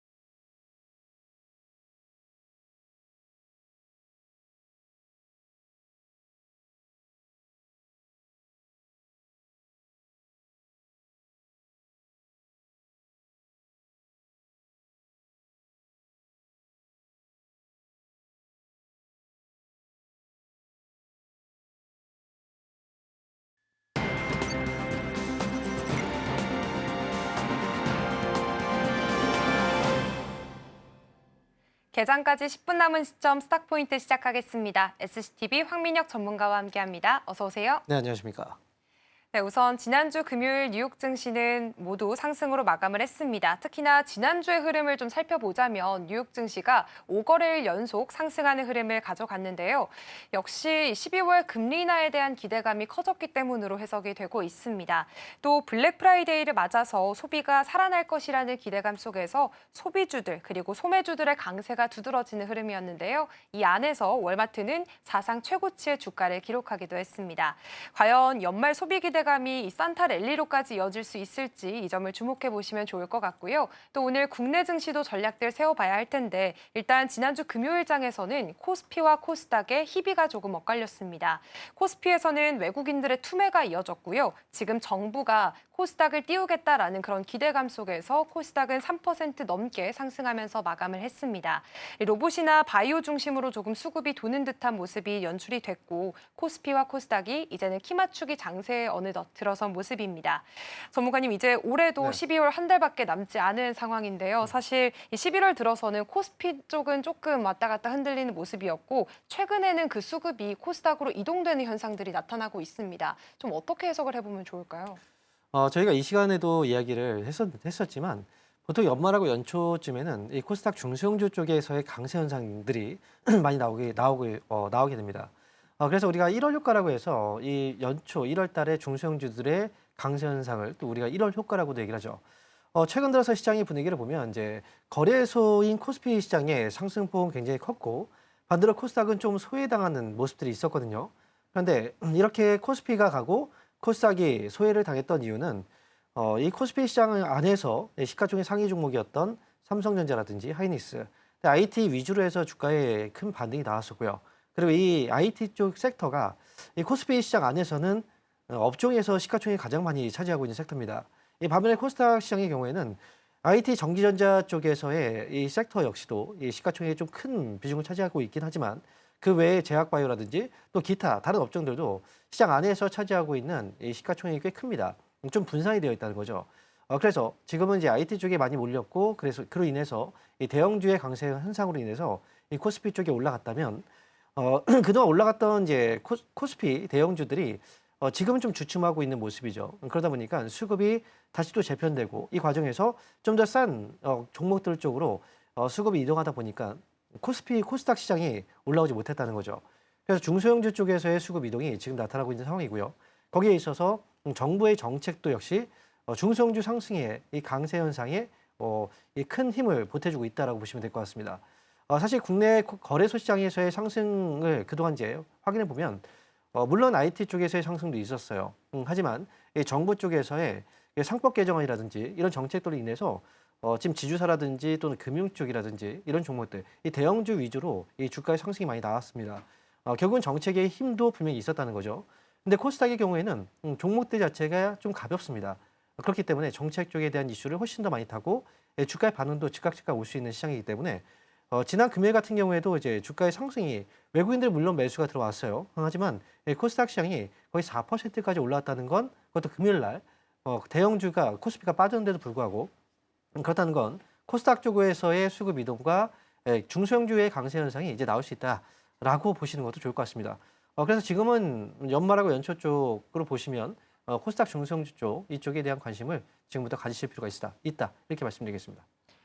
네, 지금 시기적인 흐름 그리고 정부 정책의 흐름으로 인해서 기존의 대형주에서 중소형주로의 수급 이동이 나타나는 흐름들이 좀 뚜렷해지고 있습니다. 그렇기 때문에 연말과 연초까지는 이 코스닥 쪽도 바라보는 것이 좋다라는 말씀을 해주셨고요.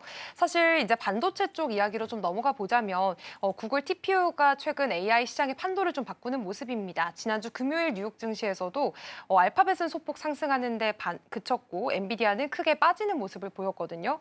그동안 GPU든 TPU든 상관없다. 우리 기업들에게는 다 괜찮다라고 말씀해 주셨는데 뉴욕 증시에서 이런 흐름들이 나타나다 보니까 이제는 TPU 수혜주들로 좀 포트폴리오를 재편해 봐야 될지 이 점은 어떻게 생각하세요?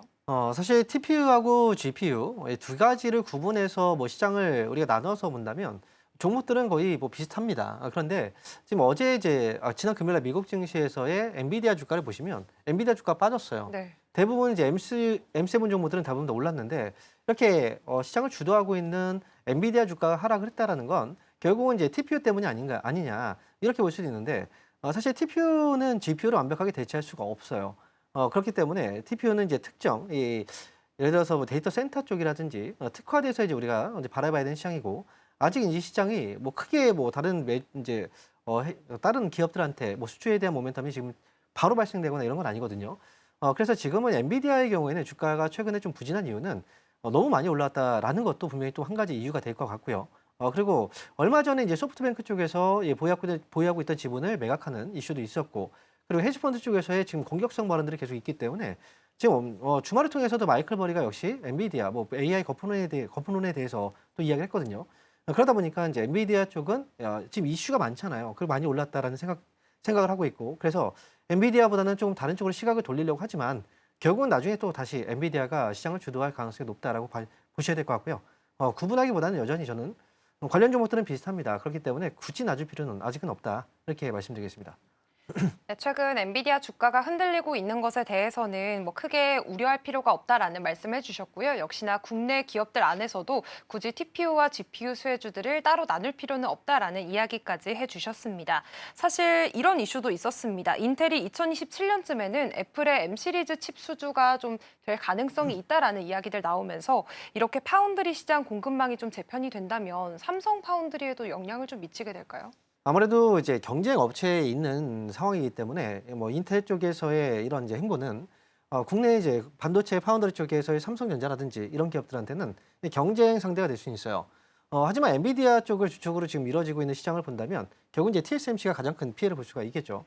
그리고 그동안 애플 쪽에서는 엔비디아하고 약간 결별을 했었는데 이제 다시 또 이제 손을 맞잡고 이 시장이 다시 또 공략을 하고 있다라는 건 결국은 이제 뭐 반도체 쪽에 대한 전반적인 어떤 수요 증가라든지 또는 AI 쪽에 대한 어떤 칩 수요 증가 이런 것들을 감안해서 이런 행보들이 나타나고 있다고 생각합니다. 그래서 지금은 이제 경쟁 업체 쪽에서의 어떤 이제 뭐 악재로 받아들이기보다는 사실 이 시장이 여전히 큰 시장이고 그로 인해서 지금 아직까지도 먹을거리가 좀 많이 남아 있다. 저는 이렇게 보여지거든요. 그러니까 인텔 같은 경우에는 지금 당장 삼성전자라든지 또는 TSMC 바로 어떤 큰 타격을 줄 만한 그 정도의 어떤 이제 생산 능력을 뭐 지금 현재 보유하고 있거나 그러진 않기 때문에 앞으로 좀 길게 본다면 인텔 쪽에서의 수주 물량들이 좀 더 커지고 그렇다면 그때는 좀 주의를 해야 되겠죠. 하지만 지금 당장은 뭐 애플 쪽에서 이런 이슈 자체가 삼성전자라든지 또는 TSMC 쪽에서는 큰 피해를 주지는 않을 것 같다. 이렇게 말씀드리겠습니다. 네, 지금 인텔의 칩 수주 가능성에 대해서 지금 당장 삼성전자에게 악재로 작용할 가능성은 없다라는 말씀을 해주셨습니다. 그리고 사실 지난주 금요일장에서 코스닥이 참 잘 갔습니다. 정부가 이제는 코스닥을 띄운다라는 기대감 속에서 천스닥에 대한 그런 기대감 계속해서 커지고 있는데요. 이제 만약에 코스닥 쪽으로 포트폴리오를 재편하게 됐을 때 그 주도주가 바이오라고 보십니까? 아니면 로봇이라고 보십니까? 사실 그 코스닥 쪽에서 그러니까 시가총액 비중을 우리가 확인을 해보면 이제 제약바이오 쪽에서의 시가총액 비중도 커요. 하지만 전기전자 업종에서의 시가총액도 굉장히 크거든요. 과거에 코스닥 시장이 올라갈 때 과연 어떤 종목들이 올라갔느냐를 본다면 뭐 제약바이오는 당연히 필수였던 것 같아요. 그리고 이제 뭐 전기전자 쪽도 당연히 올라갔었고요. 그리고 엔터 쪽, 최근에 엔터 쪽도 좀 많이 빠졌다가 다시 또 반등이 나오고 있는데 이런 엔터 관련주들도 역시 코스닥 시장 안에서의 시가총액이 좀 높은 비중을 차지하고 있기 때문에 코스닥 시장은 사실 그 워낙에 테마들이 많아요. 그 종목들 하나하나 지금 돌아가면서 만약에 또 움직이게 된다면 아무래도 이제 수익을 낼 수 있는 기회들은 굉장히 많을 것 같은데 한 가지 업종을 딱 꼽아서 가기보다는 항상 포트폴리오는 좀 분산시키는 게 좋아요. 만약에 바이오가 유력하다라고 하더라도 바이오가 상대적으로 약할 수도 있거든요. 그러니까 제약바이오 쪽도 역시 한 종목 정도는 필수적으로 가져가시고 그다음에 최근에 좀 조정이 나왔던 전기전자 쪽도 역시 한 종목을 가져가시고 그다음에 또 엔터 쪽, 엔터 관련주들도 역시 최근에 흐름이 좀 살아나고 있잖아요. 그러니까 엔터 관련주들도 역시 같이 보시는 게 좋지 않을까 이렇게 말씀드리겠습니다.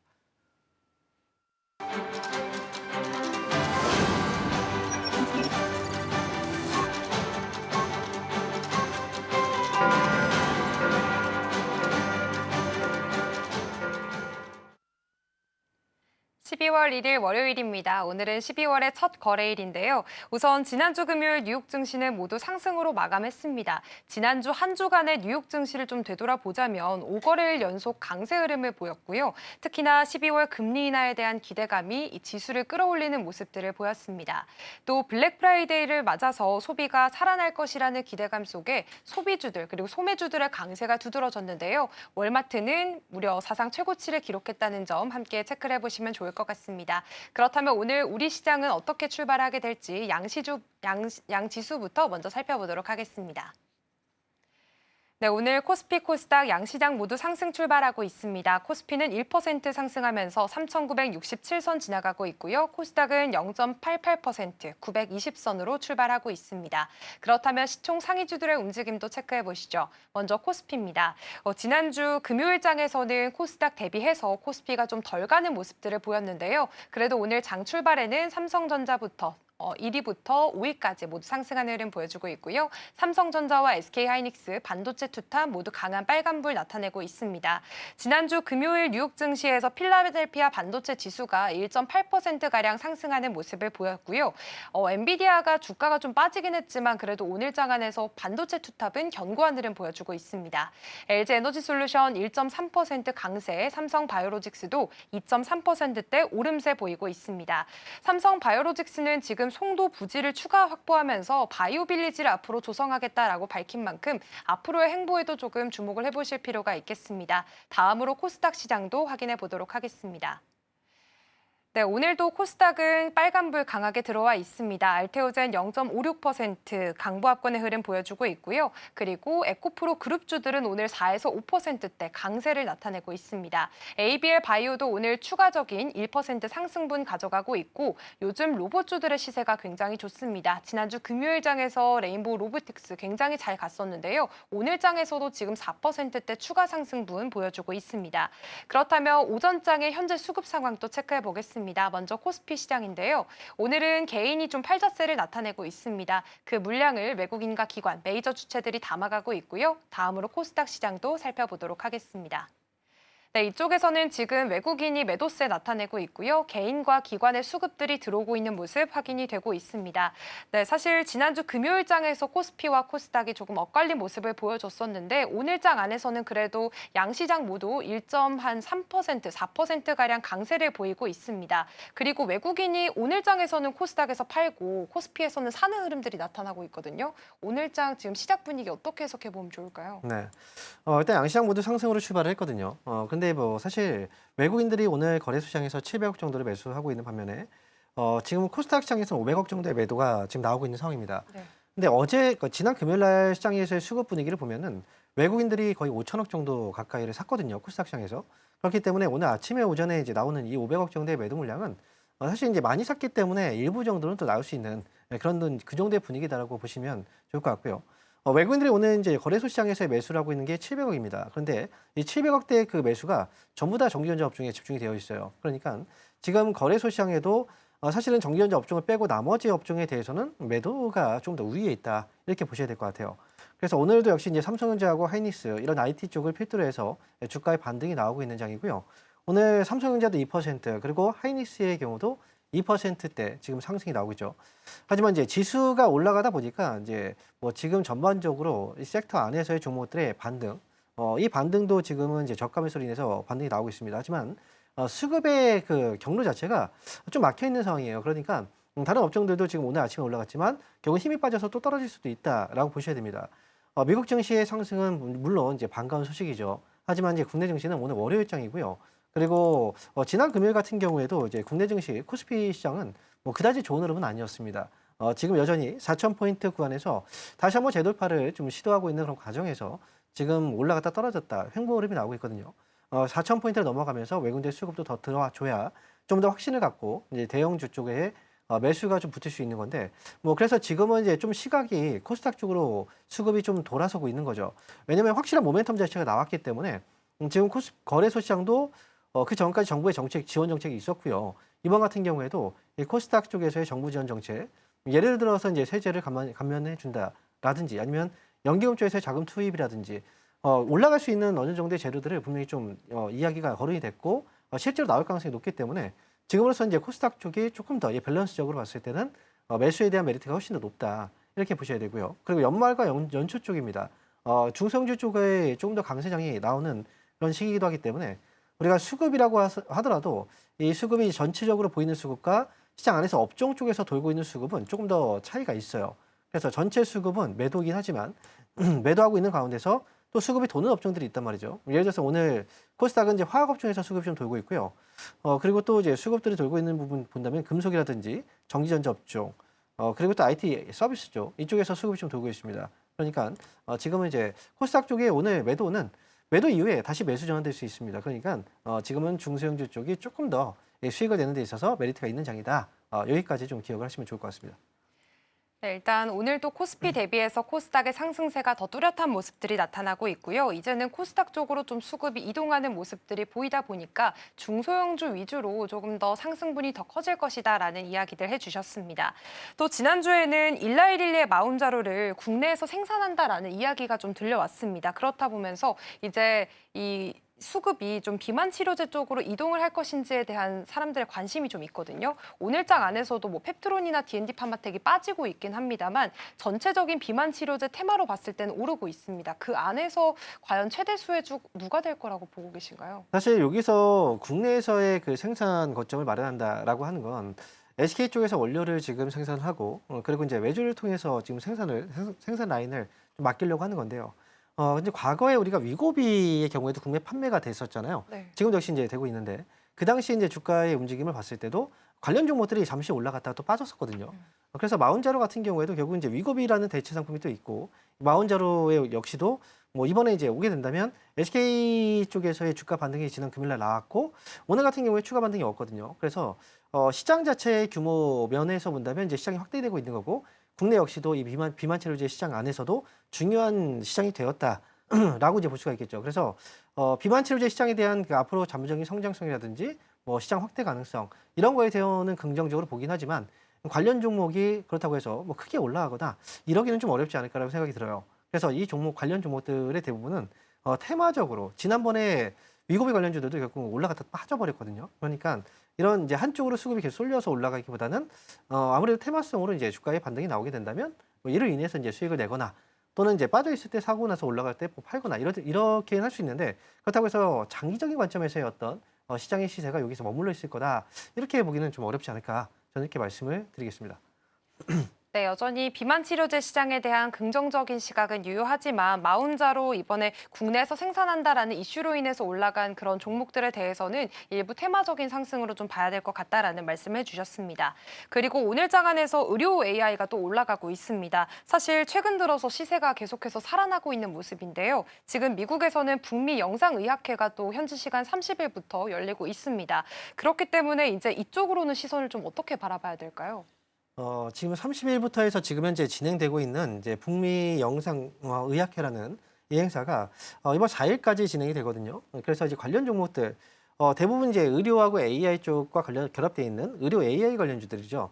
그 종목들이 최근에 이제 시장에서의 부각을 받고 있긴 하지만 이 종목들 대표적으로 우리가 이제 여기에서 같이 볼 수 있는 그런 이제 참여 기업들이 루닛이라는 회사고 그다음에 JAK, 딥노이드 이런 회사거든요.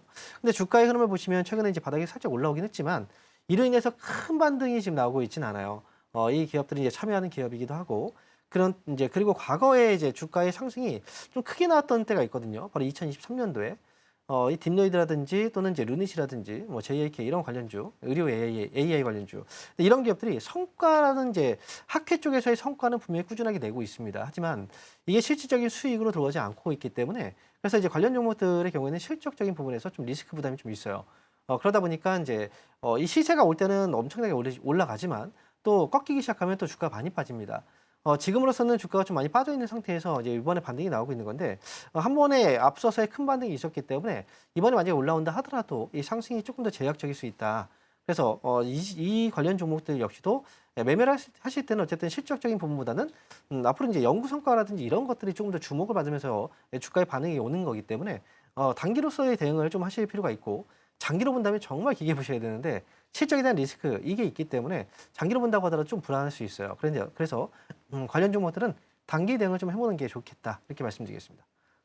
네, 일단 의료 AI 관련주들이 최근 들어서 좀 큰 반등이 있었기 때문에 앞으로의 그런 상승에 있어서는 일부 제약이 있을 것 같다라는 말씀을 해주셨고요. 그리고 여전히 실적에 대한 리스크를 안고 있는 그런 종목입니다. 그렇기 때문에 앞으로 연구 성과나 이런 것들을 봐야 한다면 좀 장기적으로 끌고 가봐야 할 종목이지 않을까 싶습니다.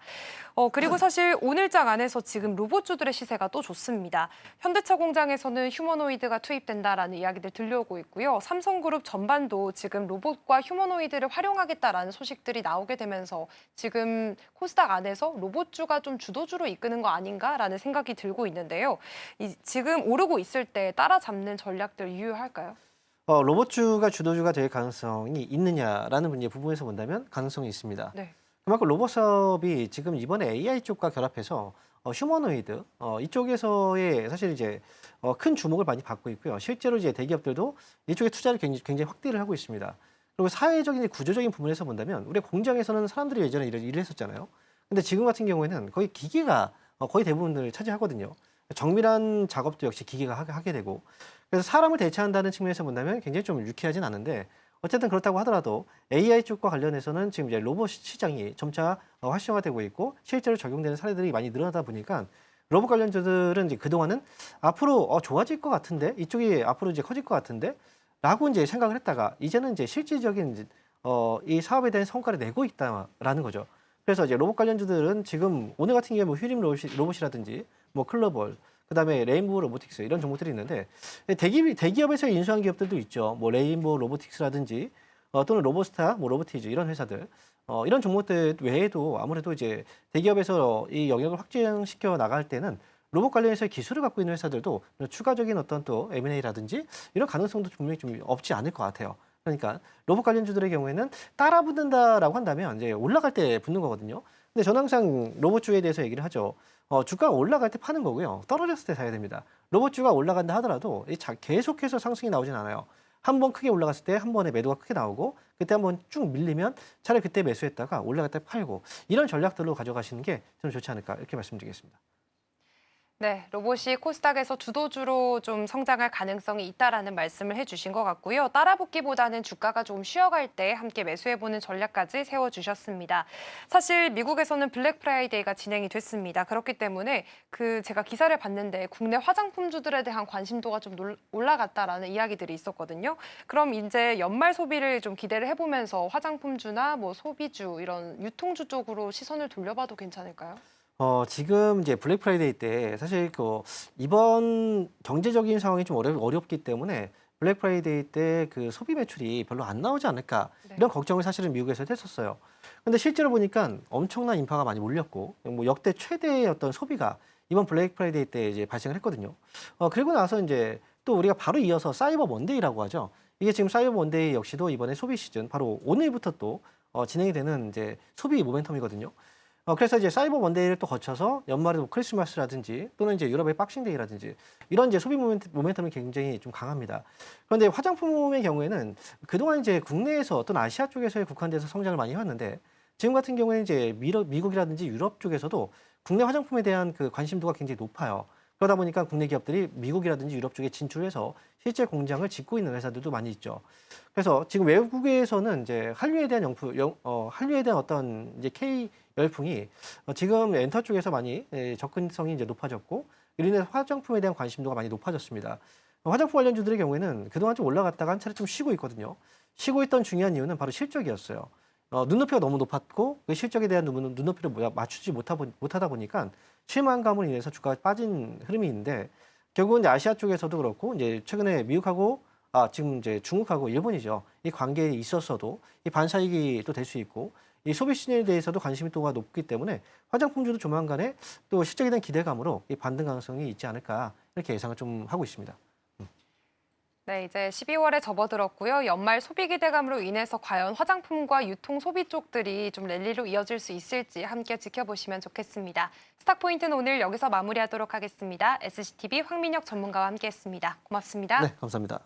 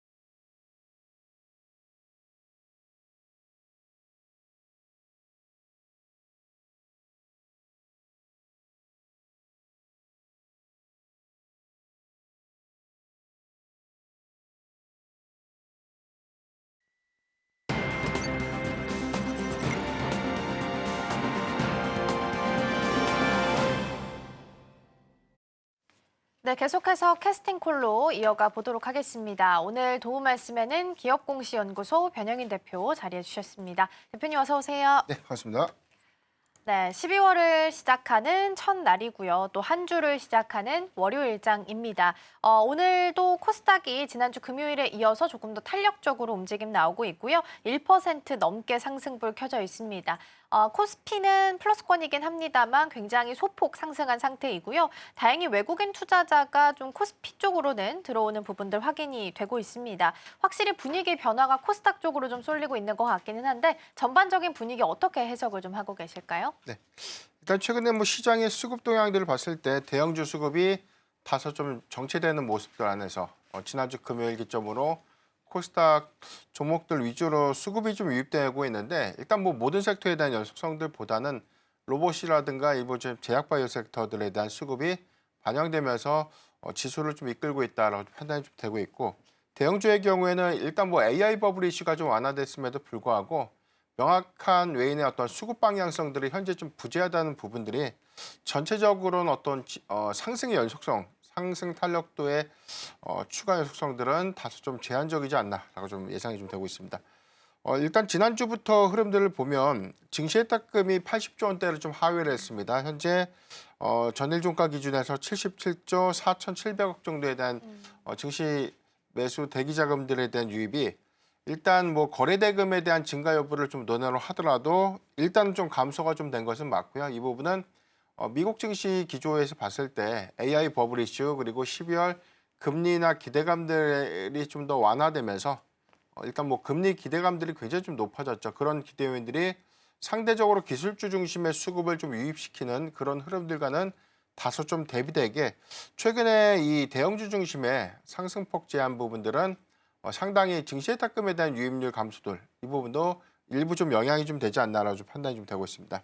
대체적으로 미국 증시가 지난주 뭐 추수감사절 관련된 내용들 때문에 뭐 휴장 그리고 조기 폐장 이슈 때문에 뭐 사실상 일단 뭐 우리가 명확하게 기술주들에 대한 주가 흐름들 최근에 어떤 수급 변동성들이 너무 커졌기 때문에 일단 연속성 있는 흐름들은 이번 주부터 좀 본격화되지 않을까라고 판단되고 있고 명확하게는 12월 금리 인하 기대감들이 시장에 전반적인 어떤 수급 여건들에 대한 추세를 좀 되돌릴 수 있는 어떤 여건들이기 때문에 대체적으로 뭐 패드워치가 한 87%까지 금리 인하의 가능성들을 좀 상향시켰다는 부분은 다소 좀 안도될 수 있는 부분이 아닌가라고 좀 판단되고 있습니다. 코스닥 지수 흐름들을 보면 한 1.5% 정도 오늘 상승하고 있고 928선. 이제 이전에 우리가 이제 2021년도죠.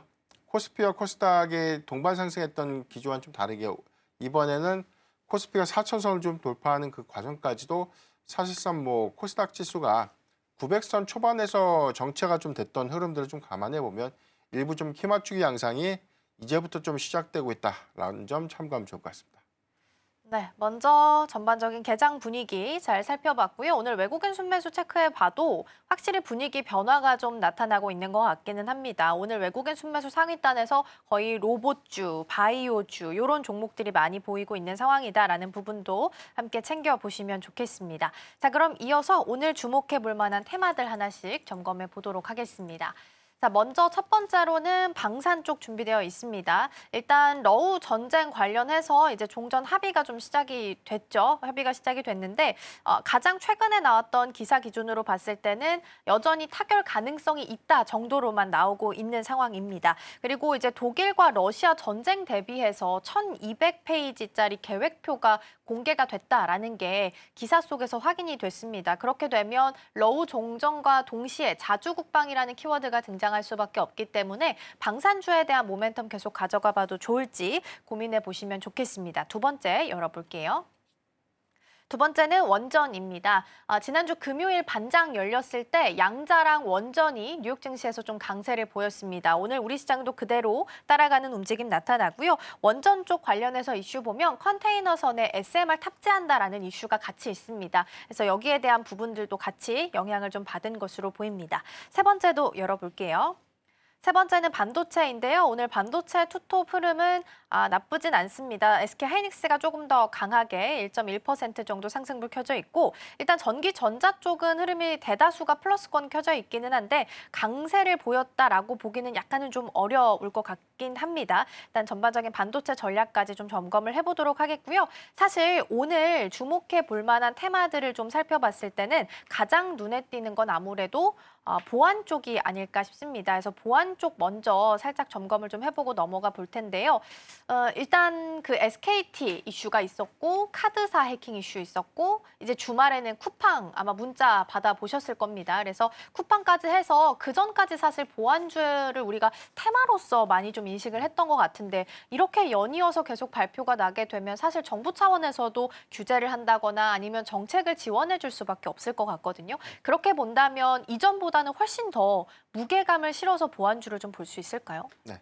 오늘 사실 보안주가 시초에 좀 강한 흐름은 가장 뭐 앵커님께서 말씀하셨던 것처럼 쿠팡 관련된 그렇죠. 개인정보 유출 관련된 이슈가 수급적인 기대 요인들이 좀 됐는데 다만 이전의 통신사 해킹과는 좀 다른 차이가 좀 있죠. 이 부분은 해킹이 아니라 네. 내부 직원이 해당되는 문건을 반출해서 유출시켰다는 좀 차이가 있기 때문에 일단 기술 기대감들이 오늘 같은 보안주 안에서도 약간 시스템적으로 그다음에 뭐 기술의 어떤 격차 관점에서 수급을 좀 다르게 좀 이끌고 있지 않나라고 판단되고 있는데 오늘 상대적으로 소프트캠프가 상한가에 좀 안착하고 있는 모습을 보이고 있죠. 이 부분은 DRM이라고 하고 있는 사실 이 내부 문서에 대한 반출을 좀 제한시키는 기술입니다. 이런 부분들에 관련된 향후 도입 기대감, 보편화 기대감들이 오늘 수급적인 어떤 요인에서 뭐 상대적으로 뭐 시가총액이 또 좀 작았기 때문에 오늘 상승폭이 좀 크지 않았나라고 판단되고 있고 일단 보안주들이 재차 좀 관심을 받을 수 있는 부분들은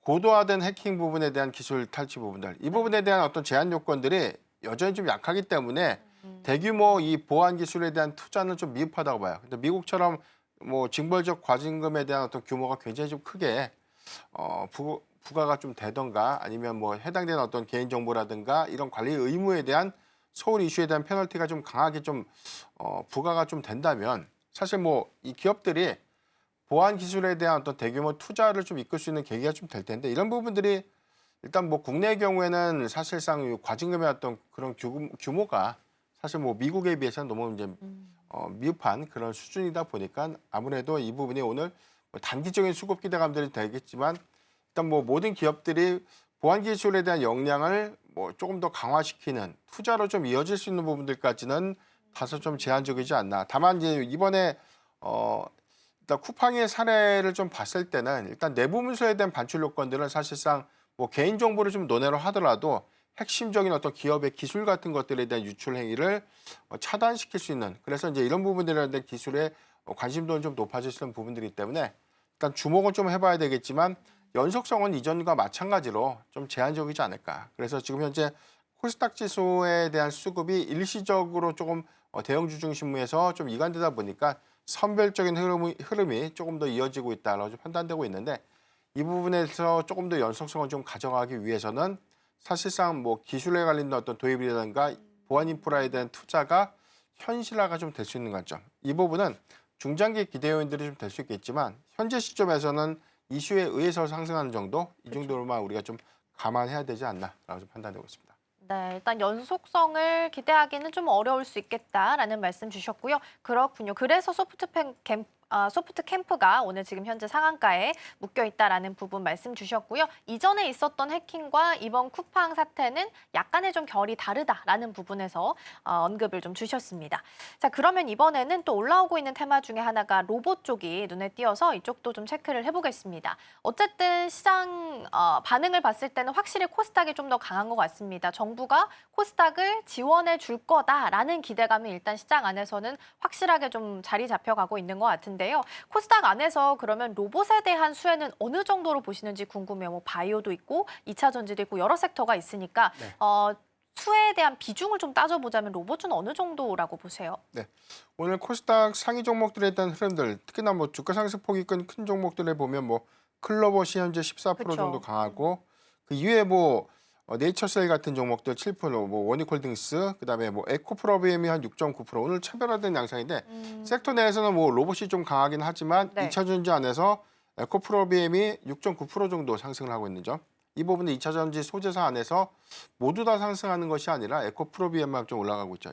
이런 부분들은 개별적 이슈에 의해서 수급의 어떤 탄력도가 좀 다르게 좀 이루어지고 있지 않나라고 판단되고 있는데, 일단 로봇의 경우에는 일단 보스턴 다이내믹스와의 관련된 이 협력 기대감들이 일단 시장에서는 조금 더 수급적인 어떤 우위 점, 특히나 뭐 현대차가 아틀라스에 대한 이 연내 공정에 대한 어떤 적용 부분들, 그리고 내년도 초죠 아틀라스에 관련된 어떤 새로운 어떤 모델군에 관련된 공개가 2020년도 1월 초에 좀 예정되고 있다는 점. 특히나 우리가 좀 익히 알고 있는 이벤트는 2020년도 CS2026 같은 행사들을 좀 기점으로 보면, 과거에 이제 로봇 기술 관련된 이슈가 좀 부각되는 시점이 연말에서 연초로 좀 이어지는 시점에 단기적인 어떤 수급이 부과가 좀 됐고, 여기서 연속성 있는 흐름들을 좀 가져왔기 때문에 선별적으로는 조금 더 기대감을 좀 가져갈 수 있는 구간이 좀 되지 않나라고 판단되고 있습니다.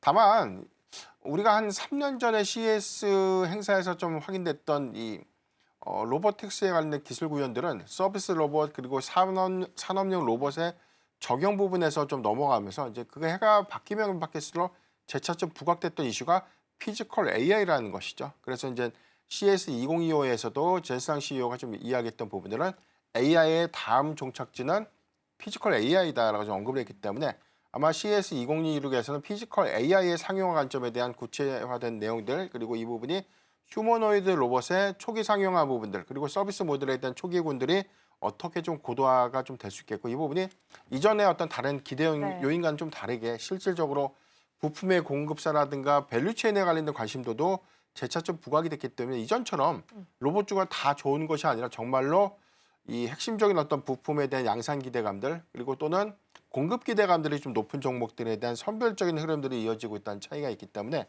로봇주의 경우에는 일단 뭐 최근에 어떤 트렌드 관점에서는 일단 뭐 양산 체제를 좀 구축하고 있는 기업들, 뭐 글로벌의 경우에는 오늘 좀 급등하고 있는 흐름들은 네. 일단 뭐 보스턴 다이내믹스에 관련된 어떤 협력 시너지, 특히나 뭐 스팟이라는 로봇계를 국내에서 유통하는 공식 유통사입니다. 그렇기 때문에 향후에 현대차 그룹과의 어떤 협업을 좀 고려했을 때 이송 로봇이라든가 로봇의 어떤 관제 솔루션 같은 기술들이 적용될 수 있는 부분들이 오히려 확장성 관점에서 기대 요인들은 좀 될 수 있겠고, 여기도 해서 뭐 유일 로보틱스 같은 기업들, 최근에 뭐 SPG 같은 뭐 감속기 관련 기업들이 액추에이터에 관련된 기술 고도 관점에 오히려 좀 수혜가 좀 부각되는 부분들, 그렇기 때문에 이전보다는 좀 다르게는 부품에 관련된 양산이라든가 캐파가 좀 늘어날 수 있는 기업들로 관심도를 좀 높일 필요가 있지 않나라고 좀 판단되고 있습니다. 네, 일단 로봇주가 오늘 또 그래도 시세를 추가적으로 가져가는 모습이 나타나고 있습니다. 그리고 종목별로 살펴봤을 때 앞서 말씀 주셨던 클로봇이 지금 한 15% 정도 상승부 켜져 있는 상황이고요. 지난주 금요일에 이어서 또 오늘도 한라캐스트가 한 7% 정도, 휴림 로봇이나 라온, 비플, 큐렉소 이런 종목들도 좀 오름세를 시현하고 있거든요. 그럼 대표님, 그 레인보우 로보틱스가 보통 우리가 로봇주 하면 대장주로서 보는 종목인데 그런 종목 기존에 좀 큰 종목들을 봐야 되는 걸까요? 아니면 최근 들어서 뭐 한라캐스트처럼 뭔가 로봇에 대한 색채가 새롭게 좀 부각이 되면서 올라오는 종목들을 좀 따라가 줘야 될까요? 우리가 지난주 금요일 날 HL만도가 급등을 했습니다. 근데 우리가 자동차 부품사인데 그쵸. 갑자기 로봇 테마로 좀 편입이 되는데 이게 갑자기 부각된 이슈가 좀 아니라 원래부터 이 자동차 부품에 상당한 어떤 시너지, 뭐 구동 모터라든가 구동 어떤 부품들이 로봇 부품과 호환성들을 좀 맞아요. 고려해 보면 일단 양산만 좀 전환되면 돼요. 그래서 이제 현대차 그룹이 지난 인베스터 데이에서 이야기했던 부분들이 네. 현대모비스를 현대차 맞아요. 그룹 안에서에 대한 액추에이터 전용 어떤 이런 그 부품에 대한 어떤 양산 기지로 전환시키겠다라는 어떤 이 전략을 좀 제시했던 점들 이런 부분들을 좀 우리가 좀 주시를 해보면 이전에는 사실상 우리가 로봇에 관련된 기술이라든가 이런 부분들이 앞으로 좋아질 거야라는 어떤 기대감을 좀 반영시켰다면 이제부터는 현실성 있는 로봇 사업이 상용화를 좀 이루고 있고 이 부분이 정말 좀 숫자로 좀 이어질 수 있는 해당되는 어떤 기술이라든가 핵심 부품이라든가 부과될 수는 없던 부품들 그래서 로봇 부분에 대한 사업 확장들이 시작된다는 관점에서 선별적으로 종목들의 어떤 흐름들은 좀 달라지고 있다는 볼 수가 있겠고 레인보우 로보틱스의 경우에는 이번 달 중순입니다. 신사옥에 대한 준공이 이번 달 중순에 좀 예정이 좀 되고 있는데 사실 뭐 신사옥이 지어지고 난 이후가 더 중요할 것 같아요. 이 부분은 휴머노이드 로봇에 관련된 어떤 핵심화된 어떤 기술이라든가 뭐 직각, 뭐 관절 로봇 같은 그런 것들이 직교 로봇 같은 그런 부분들이 이제 공정에서 좀 적용이 좀 되는데 일단 뭐 휴머노이드 로봇에 관련된 뭐 국내 기업에서는 가장 크게 좀 작용될 수 있는 부분은 삼성전자의 삼성그룹의 이제 대규모 투자로 인해서 구체화된 어떤 사업 전략들을 좀 주목해 보면 신사옥 준공 이후에 일단 뭐 다각화된 부분들 확장성 관점에서는 좀 더 기대 요인들이 좀 될 수 있지 않을까라고 좀 판단하고 있습니다. 네, 일단 로봇에 대한 시선 먼저 좀 확인을 해봤고요. 이어서 이번엔 반도체 쪽으로도 이동을 좀 해보도록 하겠습니다. 반도체도 확실히 색채라고 해야 될까요? 변화가 좀 나타나고 있는 것 같아요. 기존에 GPU가 완전한 일강 체제였다면 TPU까지 포함이 되면서 이강 체제로 변화가 좀 나타나고 있는 것 같기는 합니다. 더 이상 근데 반도체 투톱을 비롯해서 수급 이탈을 걱정하지는 않아도 될지 여기서부터 좀 출발을 해볼까요? 네. 오늘 흐름들을 보면 시초보다는 다소 좀 탄력도가 그쵸. 좀 둔화된 흐름들 좀 보이고 있죠. 삼성전자, SK하이닉스가 강보합권에서 흐름을 좀 가져가고 있는데 일단 뭐 코스닥으로 단기적인 수급이 좀 이전되다 보니까 그동안 좀 급등했었던 시가총액 상위 종목들의 반도체 섹터가 일부 수급 눌림이 좀 발생되고 있지 않나라고 좀 판단되고 있습니다. 다만 우리가 최근 한 2주 동안에 겪었던 이 반도체 섹터들의 수급 변동성 한 6% 오르고 뭐 5% 빠지고 뭐 이런 부분들이 지금은 좀 다소 안도할 수 있는 어떤 시그널로 좀 접어들지 않았나라고 좀 판단되고 있는데 수급 기조를 보면 일단 AI 버블 이슈가 뭐 국내뿐만이 아니라 미국에서도 재차 좀 부각되고 있는 부분이죠. 이 부분은 뭐 수익성이라든가 효율성 논란 관점에서 계속해서 뭐 재차 노이즈가 좀 됐었는데 오히려 이 구글이 제미나이 3.0 출시 이후에 이 부분이 일단 이 GPT 5.1 버전 대비해서 굉장히 좀 호평을 좀 받고 있죠. 이 부분은 뭐 이미지와 추론 그리고 속도 부분에서 기존의 챗GPT 5.1보다는 굉장히 좀 고도화됐다. 그래서 이 부분이 서비스 상용화에 대한 유저 유입수가 재차 좀 증가되고 있는 그런 부분들이 오히려 수익성에 관련된 어떤 우려감들을 크게 좀 완화시키는 배경이 좀 되지 않았나라고 좀 판단되고 있습니다. 특히 구글이 이번에 좀 발표했던 내용들은 TPU 7세대에 관련된 어떤 전환 이슈가 있는데 이 부분은 사실 뭐 새롭게 좀 부각됐던 것이 아니라 이번 뭐 3분기부터 이 TPU 7세대의 어떤 전환을 계속해서 좀 준비를 하고 있었던 과정이었고 이 부분이 2026년도부터 TPU 칩에 대한 어떤 양산을 확대시킨다는 점. 이 부분은 뭐 브로드컴이 지금 개발해서 양산까지 좀 맡게 되는데 전체적으로는 뭐 GPU의 의존도가 좀 떨어지는 부분들이기 때문에 엔비디아의 입장에서는 독주체제가 좀 흔들릴 수 있는 부분들이 SK하이닉스의 일부 수급적인 어떤 정체 요인들이 좀 됐고 상대적으로 TPU에 관련된 HBM 공급량들이 좀 더 상대적인 어떤 우위를 딛고 있는 이제 삼성전자의 경우에는 주가가 조금 더 상승하게 된 그런 배경이 좀 되지 않았나라고 좀 판단되고 있는데 일단 뭐 엔비디아의 뭐 GPU든 뭐 구글의 TPU든 이 칩이 뭐가 더 좋다 나쁘다에 대한 어떤 개념들보다는 사실 GPU의 경우에는 범용성이죠. AI의 모든 훈련을 좀 최적화시킬 수 있는 어떤 범용성에 대한 장점을 갖고 있고 TPU의 경우에는 구글이 추구하고자 하는 AI 모델에 특화된 그런 칩이라는 어떤 차이가 좀 있기 때문에 이 칩이 더 좋고 이 칩이 더 나쁘고의 어떤 개념은 아니다라는 점 참고하면 좋을 것 같습니다.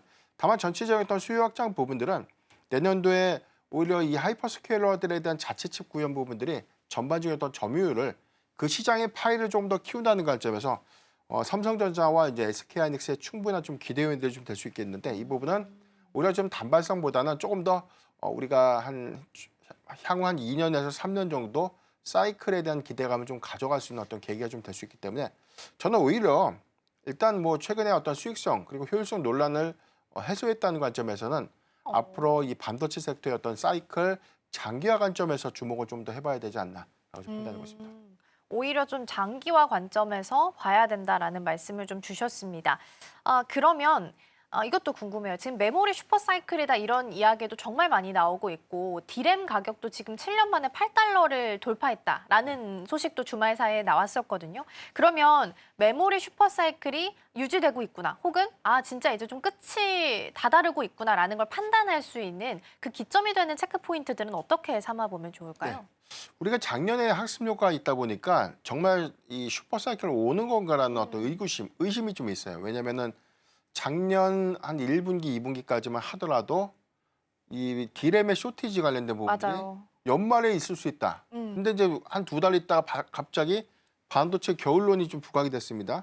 그렇기 때문에 이게 단기적인 재고가 좀 증가되면서 전체적인 레거시 반도체 가격에 대한 하락 부분들, 특히나 재고가 좀 더 크게 증가되면서 오히려 이 부분들이 손실을 좀 인식됐던 부분들 맞아요. 우리가 좀 겪어봤기 때문에 정말로 3분기 실적 좋아진 건 확인했는데 정말 내년도에 뭐 그러니까요. 삼성전자 100조, SK하이닉스 영업이익 80조 정말 이게 가능할 수 있는 수치인가라는 우려감들이 좀 반신반의한 그런 부분들인데 일단 4분기 실적 추정치에 대한 상향 부분들을 주목을 해볼 필요가 있습니다. 일단 최근에 서버용 디램 가격이 3분기 대비해서 평균적으로 한 30에서 40% 정도가 상승하고 있는 모습을 보이고 있는데 일단 디램 DDR5 32GB가 일단 뭐 지난달 대비해서는 60% 정도 가격이 좀 상승했습니다. 일단 뭐 16이라든가 64GB의 경우에는 뭐 한 50% 정도 가격 상승했던 점들을 좀 확인할 수 있었고 낸드 메모리의 경우에는 12월 기점에서 보면 수급률이 이제 100%를 좀 하회한다는 것이죠. 공급이 부족해진다는 뜻입니다. 그렇기 때문에 내년도 상반기부터는 사실상 이 낸드 메모리에 대한 쇼티지는 좀 현실화가 좀 되지 않을까라고 좀 판단이 좀 되고 있는데 일단 최근에 증권사 리포트를 보면 삼성전자의 영업이익 실적 추정치 4분기가 19조 정도 좀 예상이 됐고 SK하이닉스가 15조입니다.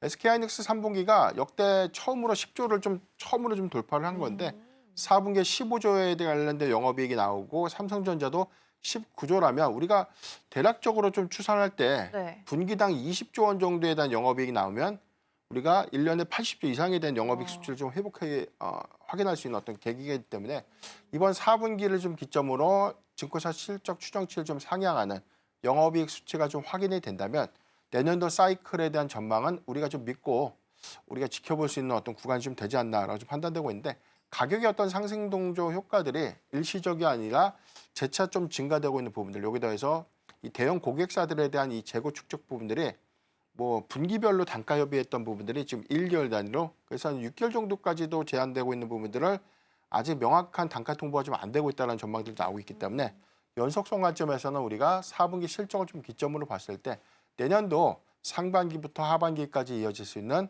명확한 확장 이익을 좀 더 주목해봐야 되지 않나 판단하고 있습니다. 그러니까 확실히 올해도 뭐 좋았지만 내년은 더 좋아질 거다라는 얘기가 나오고 있죠. 삼성전자는 뭐 좀 더 긍정적으로 보는 증권사에서는 90조에서 100조까지 영업이익을 좀 내다보고 있긴 하더라고요. 그래서 참고해서 보시면 좋을 것 같고 사실 오늘 토픽을 여쭤보기 전에 제가 종목을 살짝 봤는데 사실 이 종목이 최근에 굉장히 많이 올라갔어서 지금 구간에서도 접근이 가능할지 좀 궁금합니다. 어떻게 보시는 거예요? 네, 오늘 탑픽은 뭐 이수페타시스를 당연히 말씀드리려고 했는데 오늘은 네. 3% 정도 좀 하락을 하고 있습니다. 맞아요. 대체적으로 좀 단기간 좀 상승했다. 뭐 지난주에도 149,300원이라는 52주 신고가에 대한 흐름이 좀 나왔기 때문에 사실상 뭐 단기적인 급등에 따라서 일단 뭐 쉬어가는 것은 어찌 그쵸. 보면 좀 당연한 당연하죠. 수준이 되지 그쵸. 않나. 다만 고점에 대한 부담에도 불구하고 이수페타시스를 좀 더 봐야 되는 어떤 이유가 구글의 TPO 7세대 전환에 따른 가장 큰 수혜 종목이 저는 국내에서는 이수페타시스가 거의 뭐 기판주 안에서는 유일하지 않나라고 좀 판단되고 있는데 일단 2분기부터 공급이 되고 있었습니다. 2분기에 실적 미스가 났던 가장 큰 이유가 이 구글의 TPO 7세대 전환에 따라서 매출이 2분기에서 3분기로 좀 이연됐었고 3분기 실적에서는 해당되는 이익 가치가 좀 반영이 되면서 반도체 이 소부장 종목들에 대한 어닝 미스가 상당히 좀 많이 있었음에도 불구하고 동사의 경우에는 3분기 실적 추정치를 좀 상회하는 그런 호실적이 좀 이어졌다는 점. 특히나 내년도 하이퍼스케일러향 공급 비중들이 재차 높아질 수 있는 부분들인데 이 부분은 전체 미국향 매출 포지션 한 60%를 좀 차지하고 있기 때문에 일단은 증설 투자 효과가 좀 완료되는 내년 한 4분기를 기점으로 좀 봤을 때 오공장 증설 효과는 2027년도 1분기부터 오히려 외형 가치 확장이라는 관점에서 이 이수페타시스의 어떤 기대 요인들이 될 수 있지 않을까라고 보시기 때문에 오히려 뭐 엔비디아에 관련된 어떤 의존도도 논의를 하더라도 하이퍼스케일러 향에 대한 수요 대응 부분을 감안해 보면 이수페타시스의 경우에는 없어서 못 판다 이렇게 좀 이해를 하시면 되겠고요. 이 부분은 쉬어가는 구간들 오히려 가격 조정을 좀 거치는 구간에 모아가는 전략으로 우리가 좀 대응을 하다 보면 오히려 실적 발표 그리고 추가적인 어떤 이 기대감들로 인한 연속성을 좀 가져갈 수 있지 않을까라고 좀 판단하고 있습니다. 일단 오늘은 한 3% 내리고 있는 상황이긴 합니다. 하지만 관심을 가졌던 분들이라면 오늘이 오히려 또 기회가 될 수 있을 것 같고요. 지금 기준으로는 꽉 찬 음봉이긴 하고요. 5일선도 살짝 이탈이 좀 나오긴 했지만 가격 조정을 겪게 된다면 오히려 신규로 매수하기에는 훨씬 더 좋은 자리가 될 수 있겠죠. 이수페타시스까지 잘 살펴봤고요. 대표님과는 여기서 인사 나눠야겠습니다. 오늘 말씀 고맙습니다.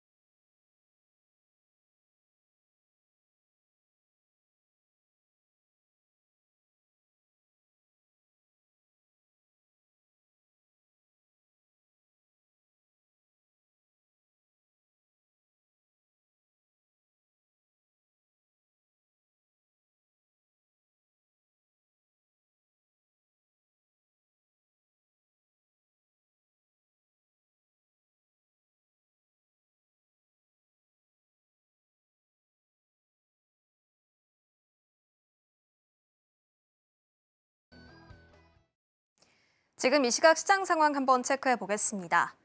연말을 앞두고 국내 증시를 짓눌렀던 부담들이 조금씩 해소가 되면서 이 산타랠리에 대한 기대감이 살아나고 있습니다. 최근 기술주를 흔들었던 AI 버블이 진정세를 보였고요. 현지 시간으로 9일에서 10일 예정되어 있는 FOMC 회의에서 12월 금리 인하 기대감이 살아나고 있습니다. 이 투자 심리가 개선되고 있는 상황 속에서 오늘 12월의 첫 거래일을 맞이했습니다. 과연 산타랠리에 시동을 걸 수 있을지 우리 시장 분위기 한번 살펴보도록 하겠습니다. 자, 일단 양시장 엇갈린 흐름을 보여주고 있습니다. 개장은 동시에 상승 출발을 했지만요. 그러면서 코스피가 1% 넘는 상승 탄력을 보여주기도 했었는데 고개가 좀 미끄러지는 모습들이 나오면서 음전으로 현재 전환한 모습입니다. 3,924선에서 움직이면서 0.06%의 소폭의 하락세 연출되고 있고요. 코스닥은 반면에 932선에서 움직이면서 2% 넘는 강한 상승 탄력을 보여주고 있습니다. 아무래도 올해 연말 산타랠리의 주역은 코스닥이 될 것이다라는 이야기가 좀 많이 나오고 있죠. 코스닥 중심으로 반등 기조가 올 것이다라면서 천스닥에 대한 이야기도 함께 나오고 있다는 점 현재 체크가 되고 있고 앞으로의 주가 추이들을 주목해 보면 좋겠습니다. 자, 그렇다면 수급 상황으로 이동해 보도록 하겠습니다. 코스피 매매 동향부터 살펴볼 텐데요. 11월 들어서 외국인이 역대 최대 매도 물량을 조금 덜어냈죠. 하지만 그 물량을 좀 개인이 받아가는 모습들이 나왔는데 오늘 일단 첫 시작은 외국인과 개인이 함께 매수하는 흐름들이 나오고 있습니다. 반면 기관은 500억 원 넘게 물량을 덜어냅니다. 코스닥 매매 동향도 이어서 살펴보도록 하겠습니다. 코스닥에서는 반대로 개인과 외국인이 함께 좀 팔자세를 보여주고 있고요. 기관 같은 경우 1,200억 원 넘는 매수세가 지금 현재 포착이 되고 있습니다.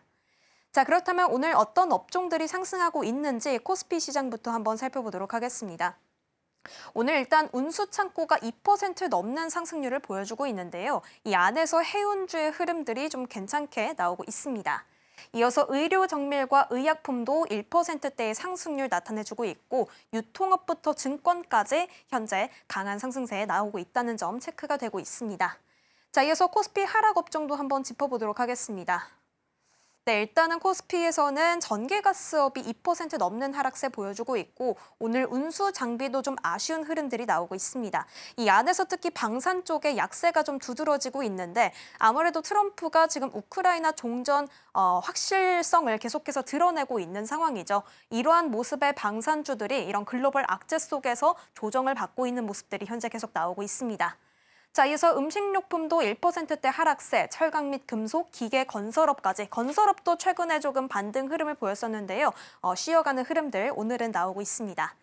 자, 그렇다면 코스닥으로 이동해 보도록 하겠습니다. 코스닥 상승 업종에서는요. 금융 섹터가 오늘 4%대의 강한 상승을 보여주고 있습니다. 아무래도 배당 소득 분리 과세에 계속해서 기대감을 받고 있는 영역이기도 하죠. 연말까지 해서 계속해서 이 기대감을 받아낼 것으로 보입니다. 자, 이어서 화학도 오늘 괜찮습니다. 3% 넘는 상승률, 기계장비도 2.66%의 오름세, 전기전자도 오늘 괜찮습니다. 그리고 운송장비 부품 쪽은 오늘 코스닥에서 오르는 흐름들이 연출이 되고 있습니다. 자, 그렇다면 하락업종으로 넘어가 보도록 하겠습니다. 네, 오늘 코스닥이 아무래도 상승률이 좋다 보니까 지금 약세 쪽에 자리하고 있는 업종은 한 가지만 딱 위치하고 있습니다. 출판과 매체복제가 0.23% 내리고 있습니다.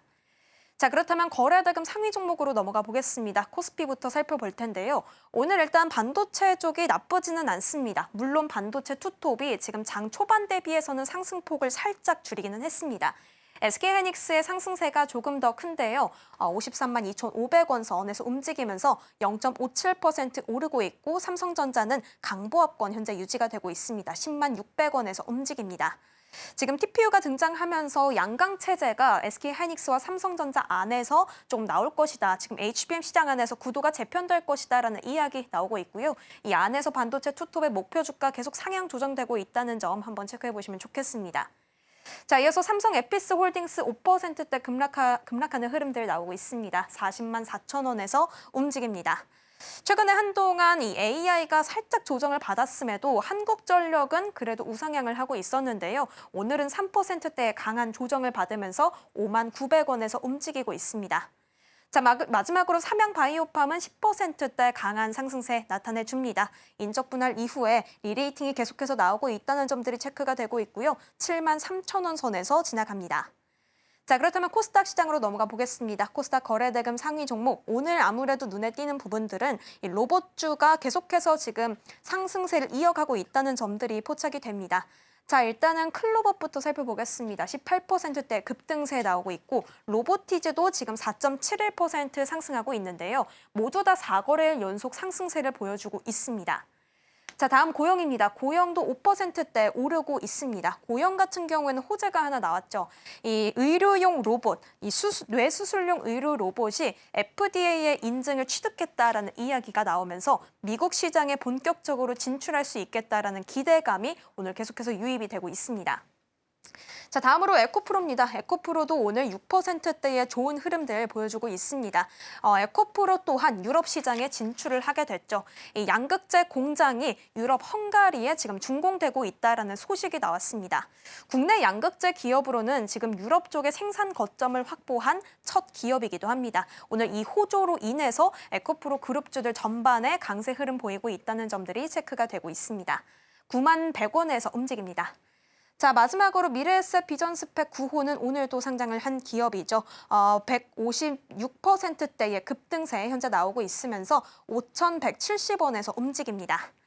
자, 그렇다면 마지막으로 시가총액 코스피에서도 살짝 짚어보고 넘어가 보도록 하겠습니다. 말씀드렸듯 반도체 흐름 나쁘지 않고요. 완성차와 원전 그리고 방산까지 오늘 전반적으로 약세 보입니다. 특히 하나 에어로스페이스가 지금 셀트리온에게도 시가총액 순위를 밀려나간 모습들이 나오고 있는데 3%대 가까운 급락세가 현재 연출이 되고 있습니다. 누리호 발사 성공과 그리고 방위청과의 수주 소식에도 불구하고 상승 재료가 소멸됐다라는 이야기들이 함께 나오면서 주가가 짓눌리고 있는 모습들이 포착이 되고 있습니다. 지금까지 시황센터였습니다.